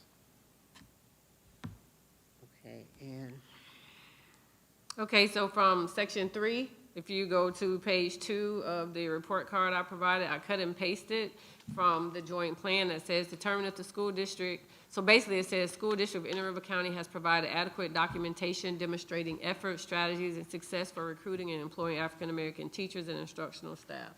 So that's basically what we're monitoring to see if that is happening. Under 2019 recommendation guidelines, what the committee approved and the board approved last year was district submits a step-by-step plan of how African-American teachers and instructional staff are recruited. So there's a recruitment plan that we will be looking at. District submits a monthly report to Equity Committee of African-American recruitment detailing recruitment efforts. And I guess that's a part of the equity update that Dr. Moore provides. So we will be looking at those things to see. Submit documentation showing the strategies of section 3, A through L have been implemented. In the joint plan, you can see A through L where it tells the different things that need to happen. And one of them is the future teachers mentoring that was stated in the A through L. And then another suggestion is allocate funding and resources and budget for recruitment of African-American teachers, incentives, and assistance with relocation. Superintendent place fair hiring practices as criteria on principal evaluation. That was something that we looked at also. So when you're just going through, like, that's a guide for you, basically, to look at it and to determine, because in the end, we will be creating a presentation to the board and to the NAACP, and we will have to determine as a committee if compliance have been met on each. So would you like us to go Those through areas. these and then come back together at our next meeting to review them all? I think it would be good, and if you don't want to use this is fine. But there is the PowerPoint which basically has these on it with what our recommendations were when we presented to the board last year, and so they approved it. So, Madam Chair, if I may, I think the report card is a decent document.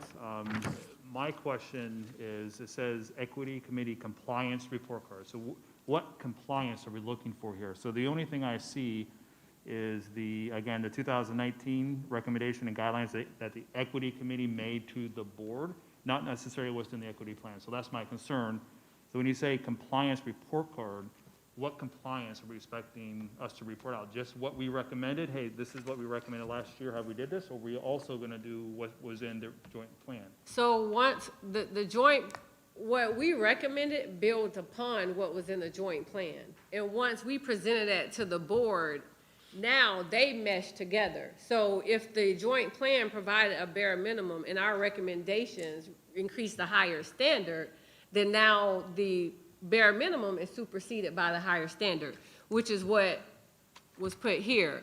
If you look at the African American Achievement Plan, you will notice that a lot of the recommendations are in there because that is now the standard.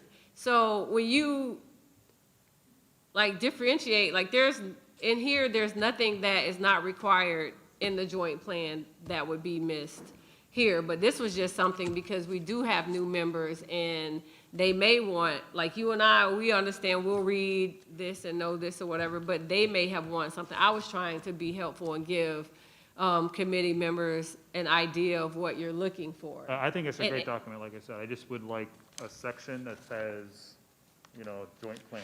So here's what's in the joint plan. Here what was the 2019 recommendations from the Equity Committee. So just add a section. So the top section is basically the joint plan in most of them. And that's why I want to review it, just to make sure everything's captured. And if it's not, you can add it in that section, Yep. please. I'll bring it to the next meeting. Okay. I'll have Brenda send you the Word document. So actually, we're gonna cross-reference what's here with the joint plan to make sure this is the language that's in the joint plan. Well, I actually did that, but we also had recommendations that's not in the joint plan that Right. was approved by the board, and so I put that under the 2019 recommendation. Right, I got Yeah, that. but in the joint plan, there was a lot of fluff too, and so I wasn't gonna put all of that. I just got to the meat of what the joint plan is requiring, and that's what I put under section 3 for the idea of what we're looking for.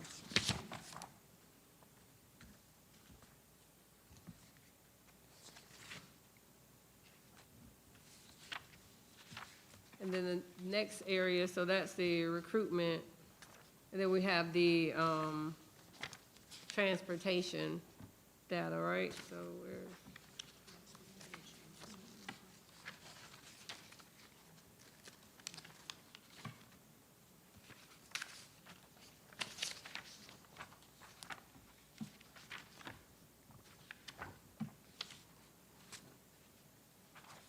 This discipline data.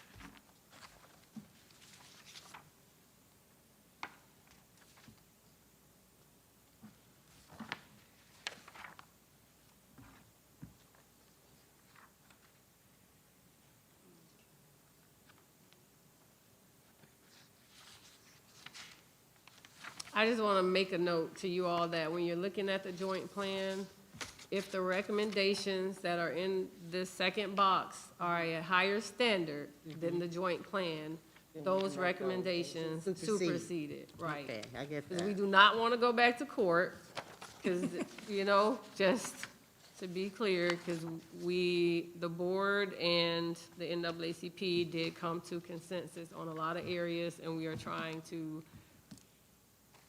move forward, basically.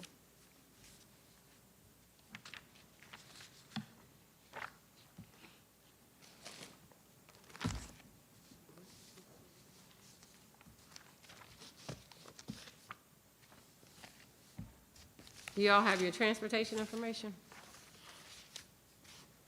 There was some information that was shared on transportation, It's in the green some folder as data well. that was shared.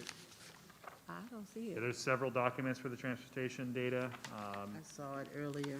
It was in your green It folder broke that down was how many in front of you. students are at schools and how many were being transported. Okay, so transportation number by school and race. It seems to follow this, See, this is why I need headings, I'm sorry, y'all.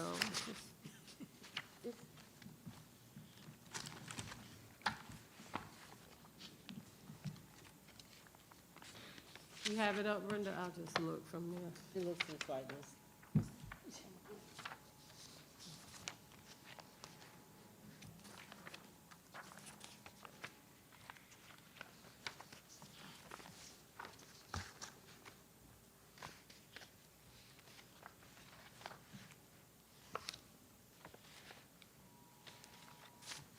Okay, so.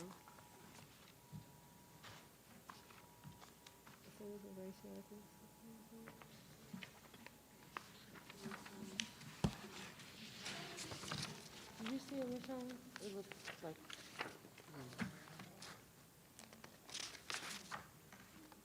Find it. No, I'm just gonna, look up here. 4 documents, Madam Chair. The first one is this right here. And you have the flyer. Then you have the report that says transportation numbers by school and race, survey 3. And then lastly, you have the count of students by race, ethnicity enrolling in 2020-21 school of enrollment for the 2019-20 school of enrollment as of 7/16.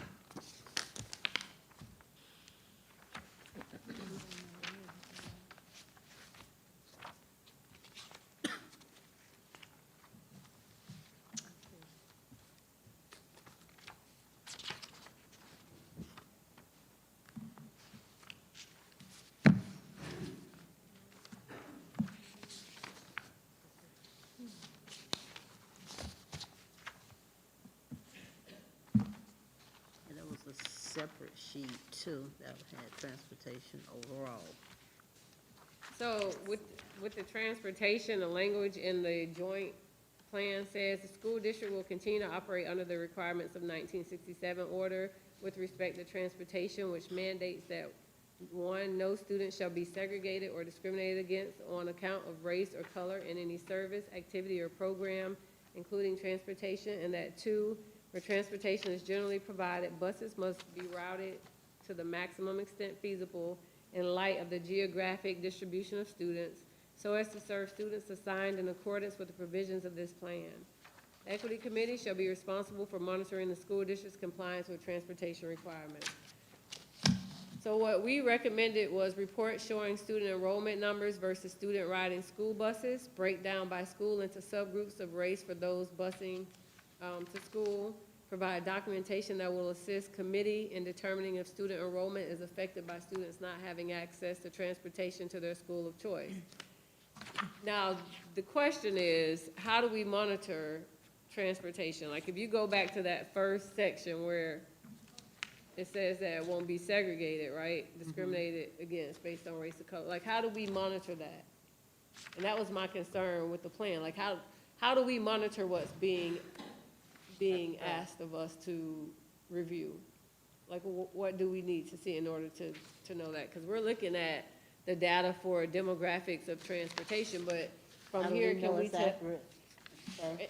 And how can we tell if if people are being discriminated against, or if people are not receiving, students are not receiving transportation? So how do we determine compliance in this area?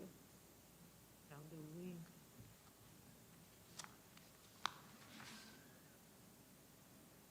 Is anybody here from transportation? No.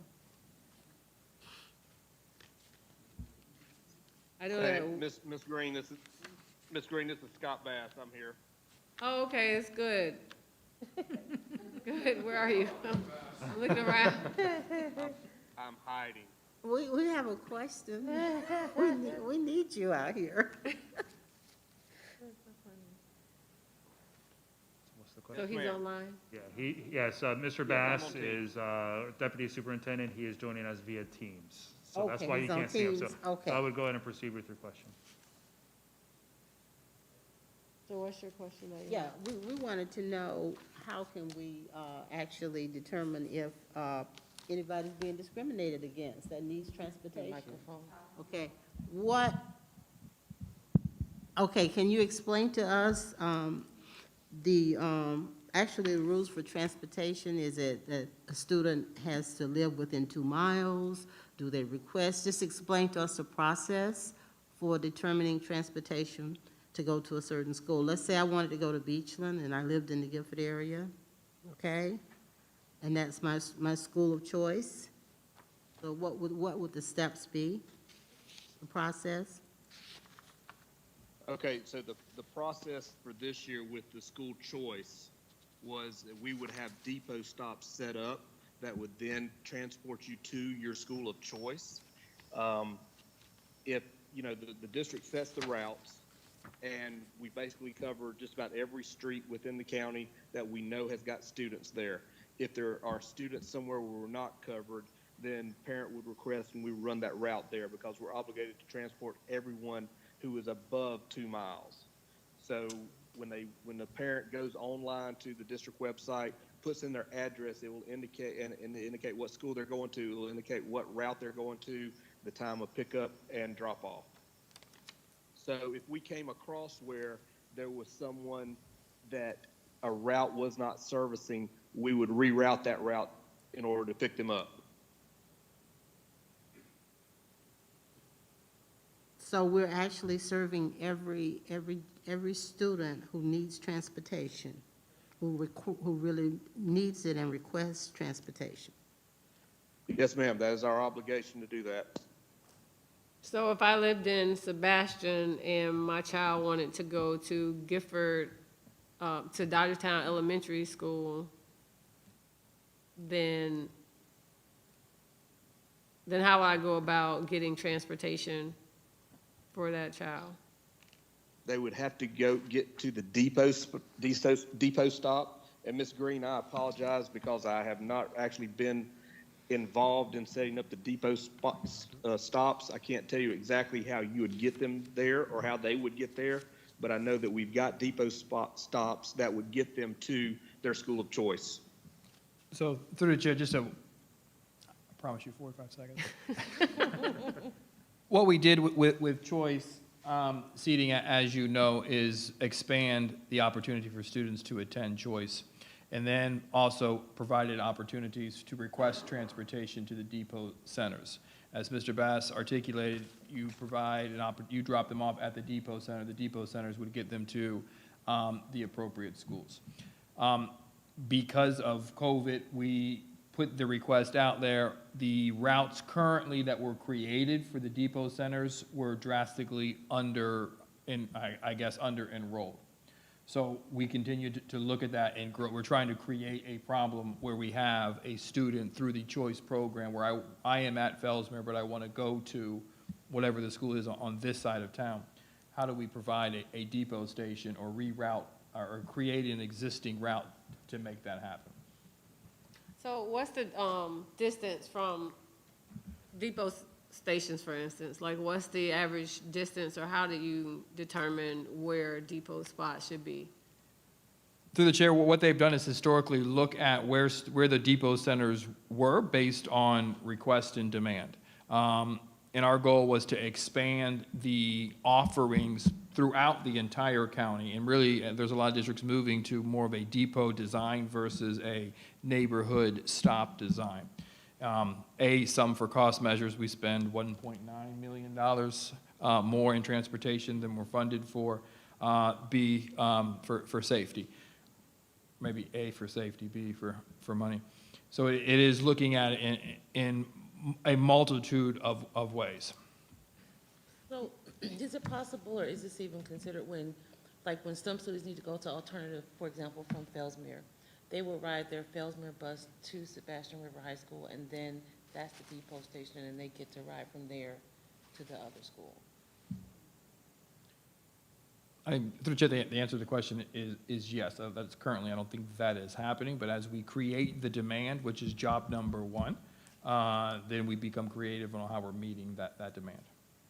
You know, I've seen some students catching the goal line in the morning, so I'm just wondering, is there some kind of partnership with the goal line to transport those children to different schools? Well, students can ride the GO line for free. I've seen large groups of children like on 49th and 58th, on that corner. I've seen children getting on the bus there, and I always wondered, and I wonder why they're So there getting on are- the goal line to go to school. So I'm just wondering, is there a partnership or something with the goal line, or they just, Other than the they're fact not that, going to school? other than the fact that they can ride for free, no. Okay. So for example, there is a Go Line depot right across the street from Sebastian River High School. So they can, you know what I mean, so a student can get on there, get off, you'll see it as you pass, you know, you'll see it on the east side there, right across from Sebastian River High School, so. So probably catching it to go to. So they may the be high school. catching it to go to Sebastian River High School? Could be, Or yeah. to Storm Grove possibly? I don't think there's one in front of Storm Grove, but I know for a fact there's outside of Sebastian River High School, and I believe there's one close to Vero Beach High, if I'm not mistaken, but, so that's probably what you're seeing. Yeah, when I was going to work, I always went that way, and I always saw a lot of kids getting on the goal line on 58th and 49th. And I just wondered, you know, why they were riding the goal line to school. Dr. Moore, is the district doing a study on, transportation? Madam Chair, that's actually a part of the African American Achievement Plan. Yeah, I saw it in there, but, It's in goal 1, but yes, so 1.10 is create a transportation plan where all students have equitable access to school choice. So and what stage is it in? right now it's partially complete, so it is not done yet, and that is in congruent or conjunction with a massive, you know, rezoning study as well, which is also part of the African American Achievement Plan. So those are being addressed, you know, as we move forward. Nicely said.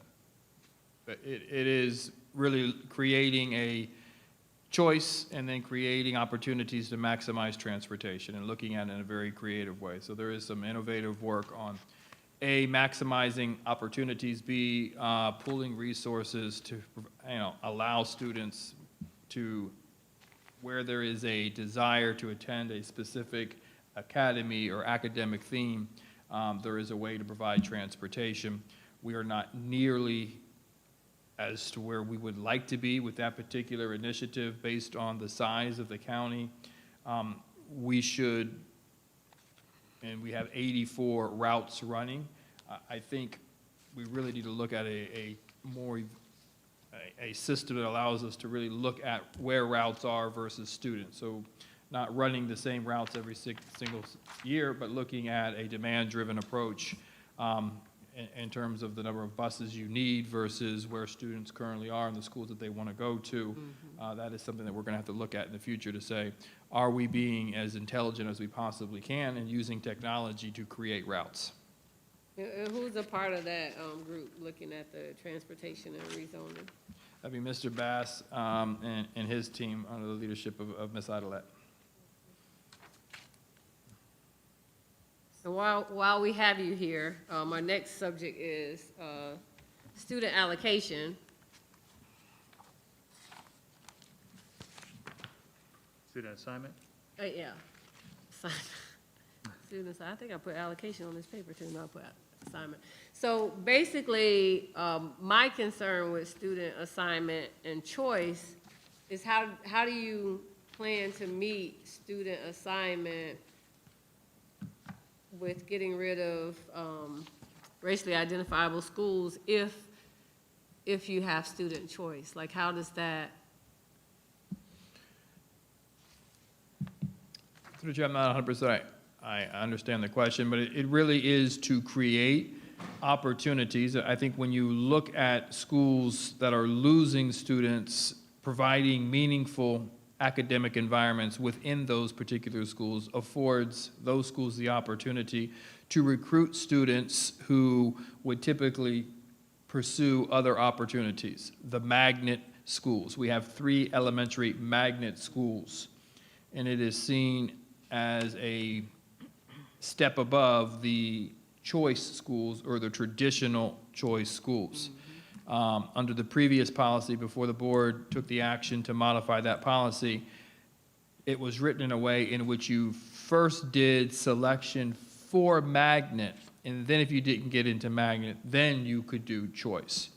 So one of the first things this board did was level the playing ground and create competition for all schools. So all schools have the opportunity to go through the competitive process for students, which is part of the theory of action as it relates to choice, to allow those schools not to be seen as the second round choice schools, but ultimately innovative and creative programming at all schools.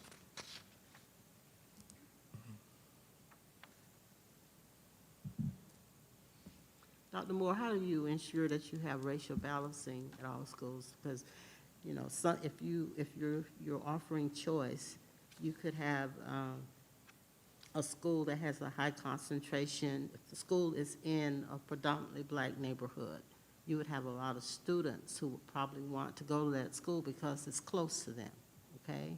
So how do you ensure that you have racial balancing in all schools? Through the chair, I think the answer to the question is innovative programming, and then being intentional and looking at the current reality and creating offerings across the entire district to ensure balance. What are some of the innovative programs that you would be referring to? Can you give me an example? So when you look at each of the particular schools, so an example, Fellsmere just opened, going into its first year, a dual language program. So this is an opportunity to create something brand new where students will begin in kindergarten being taught in both languages, growing proficiency in 2 different languages. So that would be an example of a new creation. I think when you look at Oslo, who's using a mindset theory of action, you know, creating spaces in which children are thinking very innovatively aligned to 21st century learning. So just different experiences at particular schools. So we need to continue to grow that particular work. I think upon my arrival, that was one of the first things that we've done, ask principals to look at your current realities within your particular schools. Each of them had themes or magnets or academies that they were working on. We need to be designed in a way so we can do deep thinking around those particular areas. So we created the innovation office. That office will really begin a continued evaluation of that work. And that evaluation begins with looking at the reality of all of the programs across the county, and then comparing where are the need for employment, where is the need for 21st century learning, where are the gaps in the diversified offerings of our programs, and then really look and say, we have gaps and holes. There is a demand in this new area of technology. There is a new area in this CTE, career technical area, in which we don't have any programming yet. It's one of the logistics would be an example. In Miami, logistics was one of the fastest growing careers in that particular area. But there was no development for high school students to walk into logistics. So we made 2 different schools, trading and logistic academies, and those students are walking out making a significant amount of money right out of high school. So that's looking at career industry data and looking at where we need to, you know, as the industry is moving, we need to be in front of it because we're the ones that prepare those future adults to go into those particular industries. So it's really looking at what we have and what we, more importantly, what we don't have. And then when we look at where we're going to place some of these models, we go back and look at the diversity of the particular schools. We look at the social makeup of the schools and make decisions across the entire county versus making decisions in isolation for each individual school, which is what we did this year. So it is thinking from an individual school's perspective to a district perspective. Okay, thank you.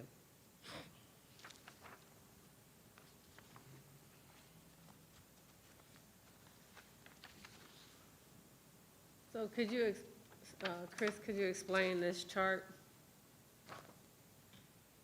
Yes, so if you look to the left, these are the schools, or feeder schools, if you will, into Gifford. The second column over, you have by elementary school. The third column, you have by race or ethnicity. The next column over, where it says special program, those are the amount of students by race that parents have chosen to take their child to that school. So for example, at Beachland, less than 10 students or families have chosen to go to Gifford Middle School. And then the last column is the total number of students going into that middle school by race, by school. So for example, there are 33 white students going from Beachland Elementary School into Gifford. Dr. McMahon, did I explain that correctly?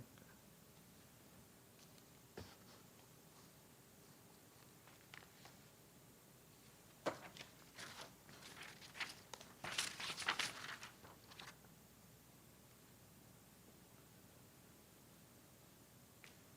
33.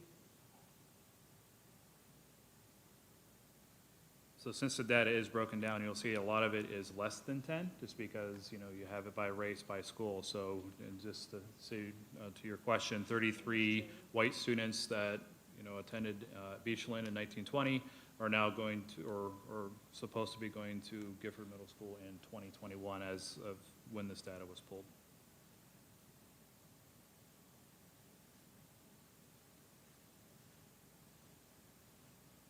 Madam Chair? Just to clarify, this is in response to your request, these are just the incoming, like the new students going in? These are not, does not represent the totality of kids at that school on choice. So for example, if I was a 7th grader at Storm Grove or Gifford Middle, and I was there at Gifford last year on choice, and I stayed there in 8th grade, I'm not going to be in that parental Right. choice. So I just want to That's- clarify. those are new, So okay. these are just choice, these are new students going into Gifford and where they're coming from. Okay, so the 33 is the total of, Should have brought my glasses up, I apologize. It's the total of white students going to, To Gifford by choice. the total of white students. yes, But new then, students. New students, yes. yeah, but it has less than 10 in that column. Correct, so it's the difference between choice and just students going to their Going there, right, zone yeah. school. So in that particular row, the 33 under total is the total zoned that are going, and then out of those 33, 10 are going on choice, or sorry, less than 10 would be going on choice.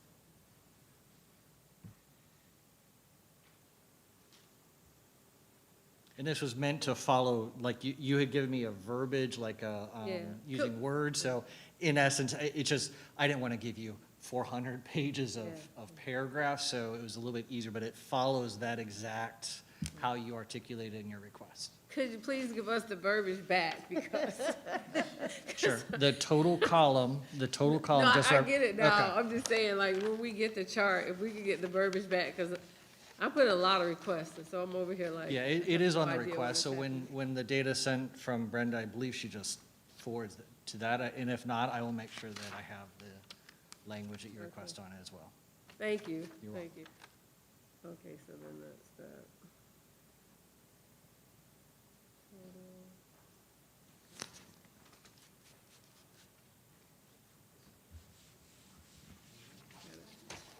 So this area, you all, that we're looking at now, the student assignment is basically to ensure, let's go back to where. Let me bring it up.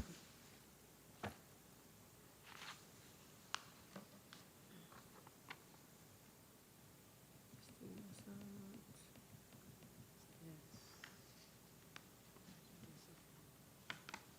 Each year, the percentage of African-American students assigned to individual schools should be consistent with the percentage of African-American students represented in the school district. That's basically what I said there. Examine each school district of Indian River County school student population by race to determine if there are any racially identifiable schools. Each school student population should reflect the student population of the entire district student body. For instance, if African-American students make up 15% of the students in the district, each school's black student population should be in close proximity to that. So it's basically the same thing as here. On here, it said plus or minus 9 percentage points, but Yeah, at up our or equity down. committee meeting when we met, I don't have it documented, but we agreed to lessen that. But I'll have that for the next meeting, because I'll just go back and look at it. So that's basically what we're looking at here when we look at like the student data to see if we've met that, if we are in compliance with that, yes or no, basically. And do we have to include charter schools? The charter schools are included in the desegregation order. Their numbers are up there. So they're up there too, yeah. North County Charter School.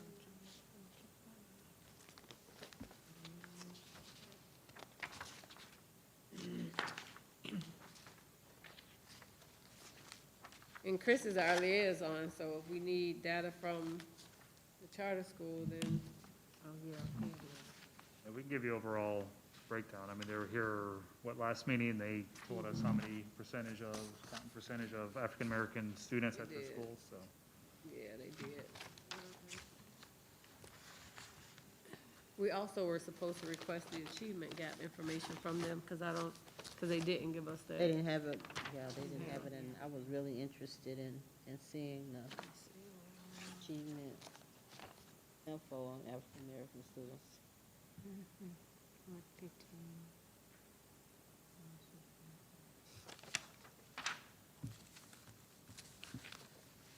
And then the last information is the student discipline.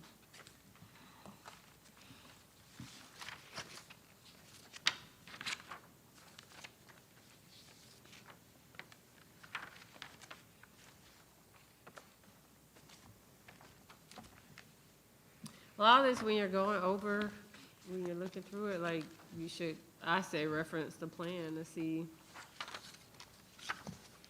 like, what is covered in there, what is being worked on, and how it all ties together.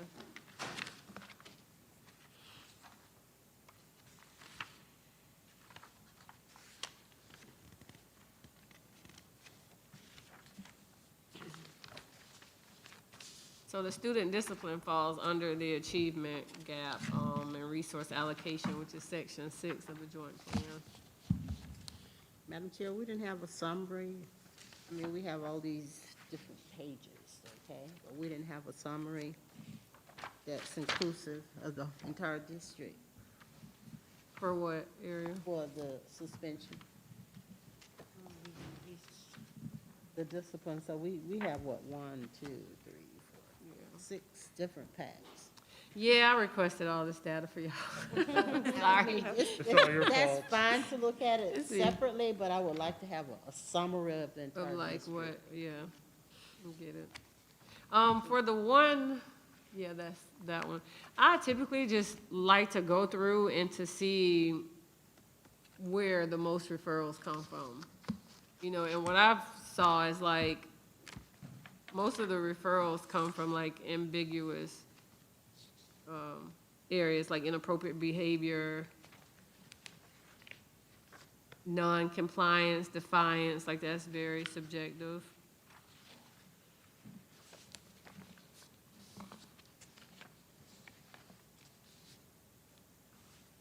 Open defiance, insubordination, inappropriate behavior.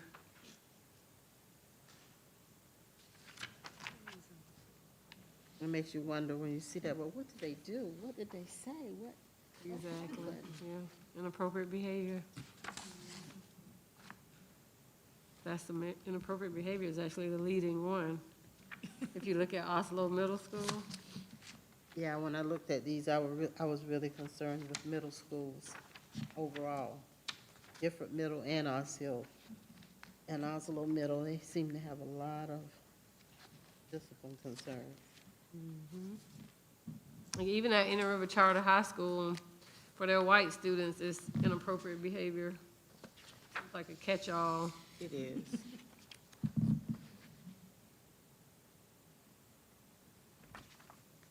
So what would fall under inappropriate behavior? It really varies.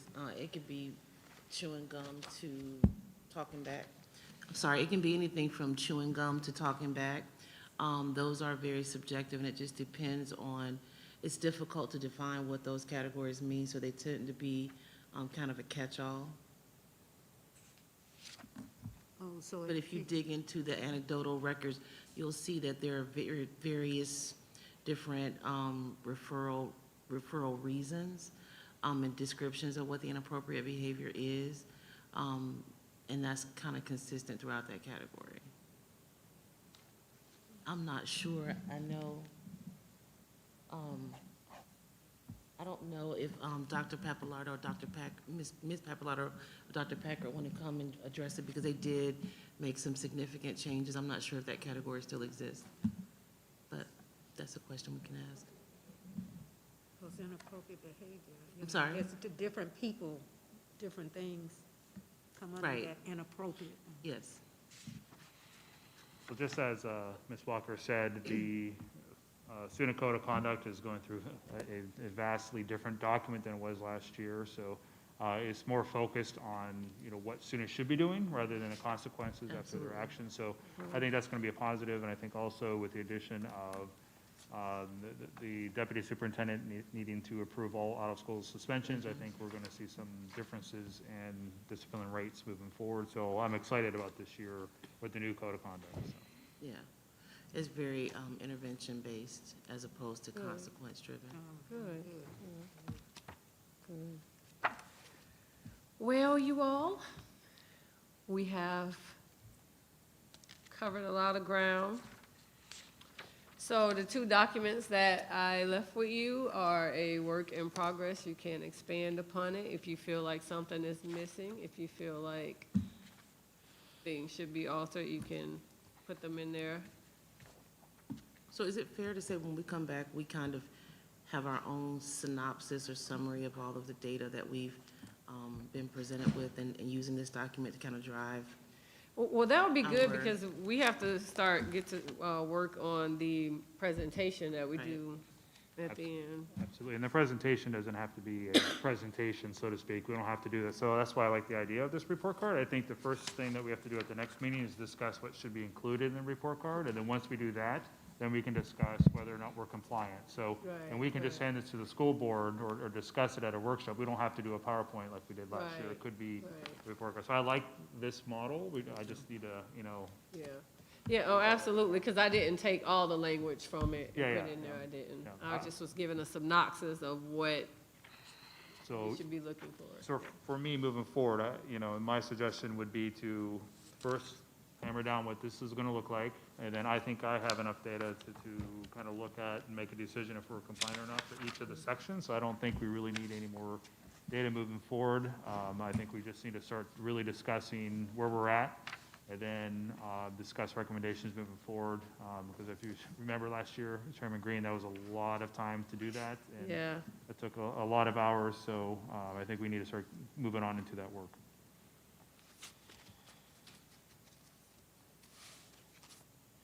okay, so do we want to decide on the next meeting now? Absolutely. So if you look at action. Before we move to that, do we have any updated information on any of the new hires? We have not received any, I don't think so. Maybe we'll have it for next meeting then, okay? So you were like, Requested, new hire? Uh-huh. Okay. And that should be for all schools, right, including charter? Yes, all schools. Okay. Because that will be the most current information, and that will help us when we get ready to make our Not only decision. new hires, I guess the, Retention? as a whole, yeah, retention. because people are coming in and out. So that's the teacher and instructional staff. Yeah, because you'll be looking at that for, representation. Yes. Well, We'll be able One to of the make the things that decision if we had the most current information.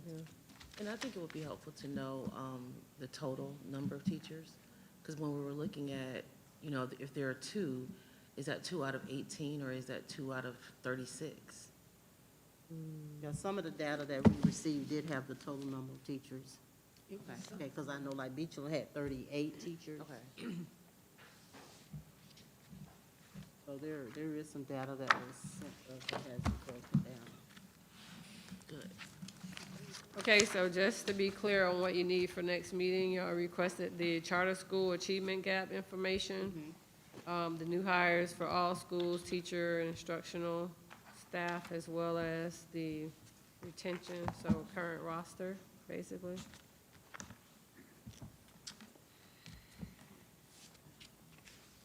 So we have the transportation data. mentoring, last time we said that there needed to be a mentoring plan specifically for African-American teachers, so are we asking for that?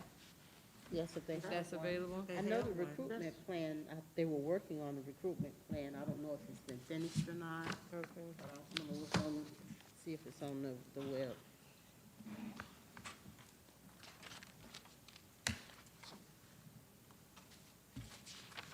Okay, so that's that, extracurricular.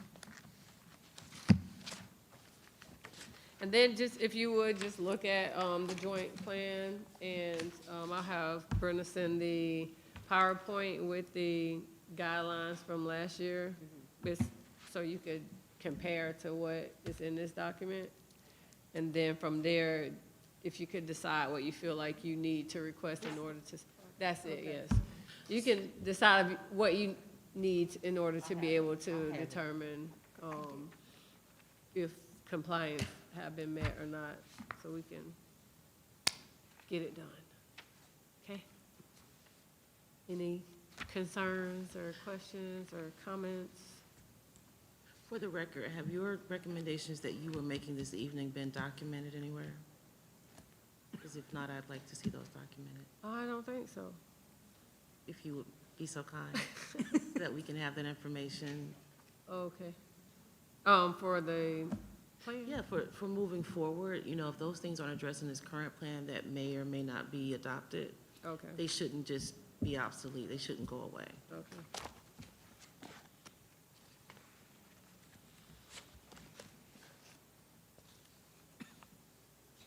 So when are you all available to meet again? So, Madam Chair, how many more meetings do you think we need to have? And if it's one, let's do that. If it's two, I say we just go ahead and schedule the next two, just so we can make sure we have the room, make sure Yeah. staff's here. I'm thinking that one, maybe two. Like, if we review what we review ourselves, and then we come in here kind of already having an idea of where we are as far as district progress, then we should be able to kind of leave with a draft of where we are and just not really, So I say two then, yeah, I would say two. So if we can all be committed next time, let's get the compliance report card done, and then start, going through. That way we can start planning. Of course, everything has to be in sunshine, so we want to make sure we get that. So that way, hopefully after that second meeting, we'll be done, and then we'll start planning. Because we also have to plan with the board. We have to work with the school board to schedule a meeting to meet with them. And then didn't we do a separate one also with NAACP? yeah, because we did a, one with the board, a workshop with the board, and then we did another one with the board and the NAACP, so I wonder if we can combine that. both of those happened in October. I wonder if we can combine those. That was combined. That one is combined, but we did two separate. So the Yeah. equity committee went before the board, and then at the next meeting, we met with the NAACP and went before the board. I don't know if we can combine that or not, but. So is there days, I know we got Bible study on what, Thursday, right? If I remember. Thursday, and then she has I have something. Wednesday. Oh, So you Mondays Wednesday. seem to work well for everyone? I'm sorry? Does Monday work well? I'll bypass my Thursday, I've had a talk. I don't want to do that. I've talked with him, basically he talked We're not with going to ask you me. to do that. To attend equities first, let's see. At least once a year, the equity committee shall convene a public meeting between a quorum of the members of the Board of Education, a quorum of the executive committee of the Inner River NAACP. So, yeah, I think we can do it once. yeah, it looks like it can, yeah. Okay, so let's schedule the next two meetings. How quickly do you want to schedule? Soon, I guess, as soon as possible. When are you guys available? Let me look at my calendar. If we're while I talking about Mondays, the 17th is a Monday. So can we narrow it down to what day is Monday a good day for everyone? Ms. Pender? I'll make it. I'll just make it right. No, Okay. Monday. Yeah, as long as it's the 17th and Yeah, not the 7th. second Monday, yeah. And we already have a meeting on the second Second Monday, Monday, that's what it says. so on that's out. But the 17th, Okay. I could do 17. Okay, I'm good. okay. So, Ms. Davis will send out a invite to us all. And do we want to plan the next meeting as well? Okay, so we did the 17th and we did not get finished. Assuming, so we can always cancel, right? Yes. It's easier to cancel than to add on, so, let's assume that we're gonna get done the 17th, right? But if we can't, what would be the second date? We look like, But that's Think we're gonna get going into- done myself. Should we do it that same week, that Thursday, or no? I would put a second date. I think we may just But be safe I figured with the I could second do- date. I would make Thursday work, So- let's put it like that. That's kind of pushing it for you? if we No, did? no, I can, Okay, so then want to do that Thursday. If we could do that, you don't want to see us twice in 1 week, huh? Mm-mm. I can tell by your he eyes, probably Chris. doesn't. No, I don't wanna do 2 days in the same week either. so if that's what the equity committee, I will certainly do it. So we can certainly, So that would be the 19th, to be the 20th. or the 20th? The 21st. Huh? That's a good point. So Ms. Davis will not have time. Oh, that's fine. But, yeah, I think my Why don't we just do 2 Mondays back to back then, the But the- 24th? August 24th is the first day of school. Oh, no. Okay, what about the 31st? We can do Monday and Thursday. Oh, 31st. See, I was just saying a Thursday, so, because we would have been fresh. We already have some, Thursday. You sure you're okay with missing? momentum. Yeah, he had a talk with me, so, So let's just do that. Let's get it done Monday and yeah. Thursday. So And let's plan on getting everything I done. thought she said she wouldn't have the minutes She ready. wouldn't have the minutes. she wouldn't have the minutes, but that's But fine. we She'll won't just be email us anywhere, the but minutes yeah. later. Yeah, she could. Yeah, after the fact. I think, Madam Chair. Okay. I just wanted to, so workshop in October would be have the joint meeting. Is that correct? So last year, we had a workshop, the first week in October, and then we had the joint meeting, like the 31st, the end of October. Okay, so, But according to the plan, there only really needs to be, it could just be one meeting, because it doesn't say that we have to have a workshop. So if the board is okay with the one meeting together instead of a workshop and then, all right, I'll pull the board and then we'll plan, if anything needs to be approval, obviously it has to be a business meeting, which would be in the evening, and I would shoot for that second in October. Yeah, so Madam Chair, if I can expand. So Okay. The first meeting, what we did is we just gave a report to the board saying, here is the equity committee's findings. And at the second meeting, we said, here's the, and then basically gave us have a conversation about it. So I think we could do both in that one meeting. It could be a workshop because nothing has to be approved. It's just, here's the Okay. recommendations, and then have a conversation. It was a good conversation, I think, last year. I was at a hotel with my phone. Yeah. It was a good conversation. That was before Teams, by the way. It was a good conversation that we had, so I think we can just, if time will allow, have a conversation with our recommendations and then go right into it. and the board probably will appreciate it because they sat Absolutely. through it twice. I appreciate, we'll have it. The workshop in October, the second one. Perfect. So this would be the That's a good point. It will be during the day. Okay. See, that might be a problem because, there are members on the NAACP That executive work. committee that work, That's true. yeah. So last year, we had a, If it doesn't work, and there's any conflict, we can move it to the evening, which is Okay. I think we had it in the evening. We had it in the It was evening, in and the then It we was had in the last year. evening, but So, yes. we can be flexible. too. Yeah. Oh, we've decided on the 17th and the 20th though, right? Mm-hmm. Is the 20th a Thursday? Yeah, that's a Yes. Thursday, because that's, 17, 18, yeah. 17th and so, 20th. and we will work to have that in the afternoon, just like we did a special workshop, if you will. Okay. Okay, well, we have that, and are there any things in particular that you all would like to have on this next meeting agenda so that we can have it documented? I know that he said we'll hammer down a report card and then look at compliance. there any other, Well, the data that he's gonna get for us on the, so charter school, achievement gap info, new hire for all schools, and, teacher and instructional staff, and then the current roster for all schools. And you would like to have number of black teachers as opposed to teaching population whole. Okay.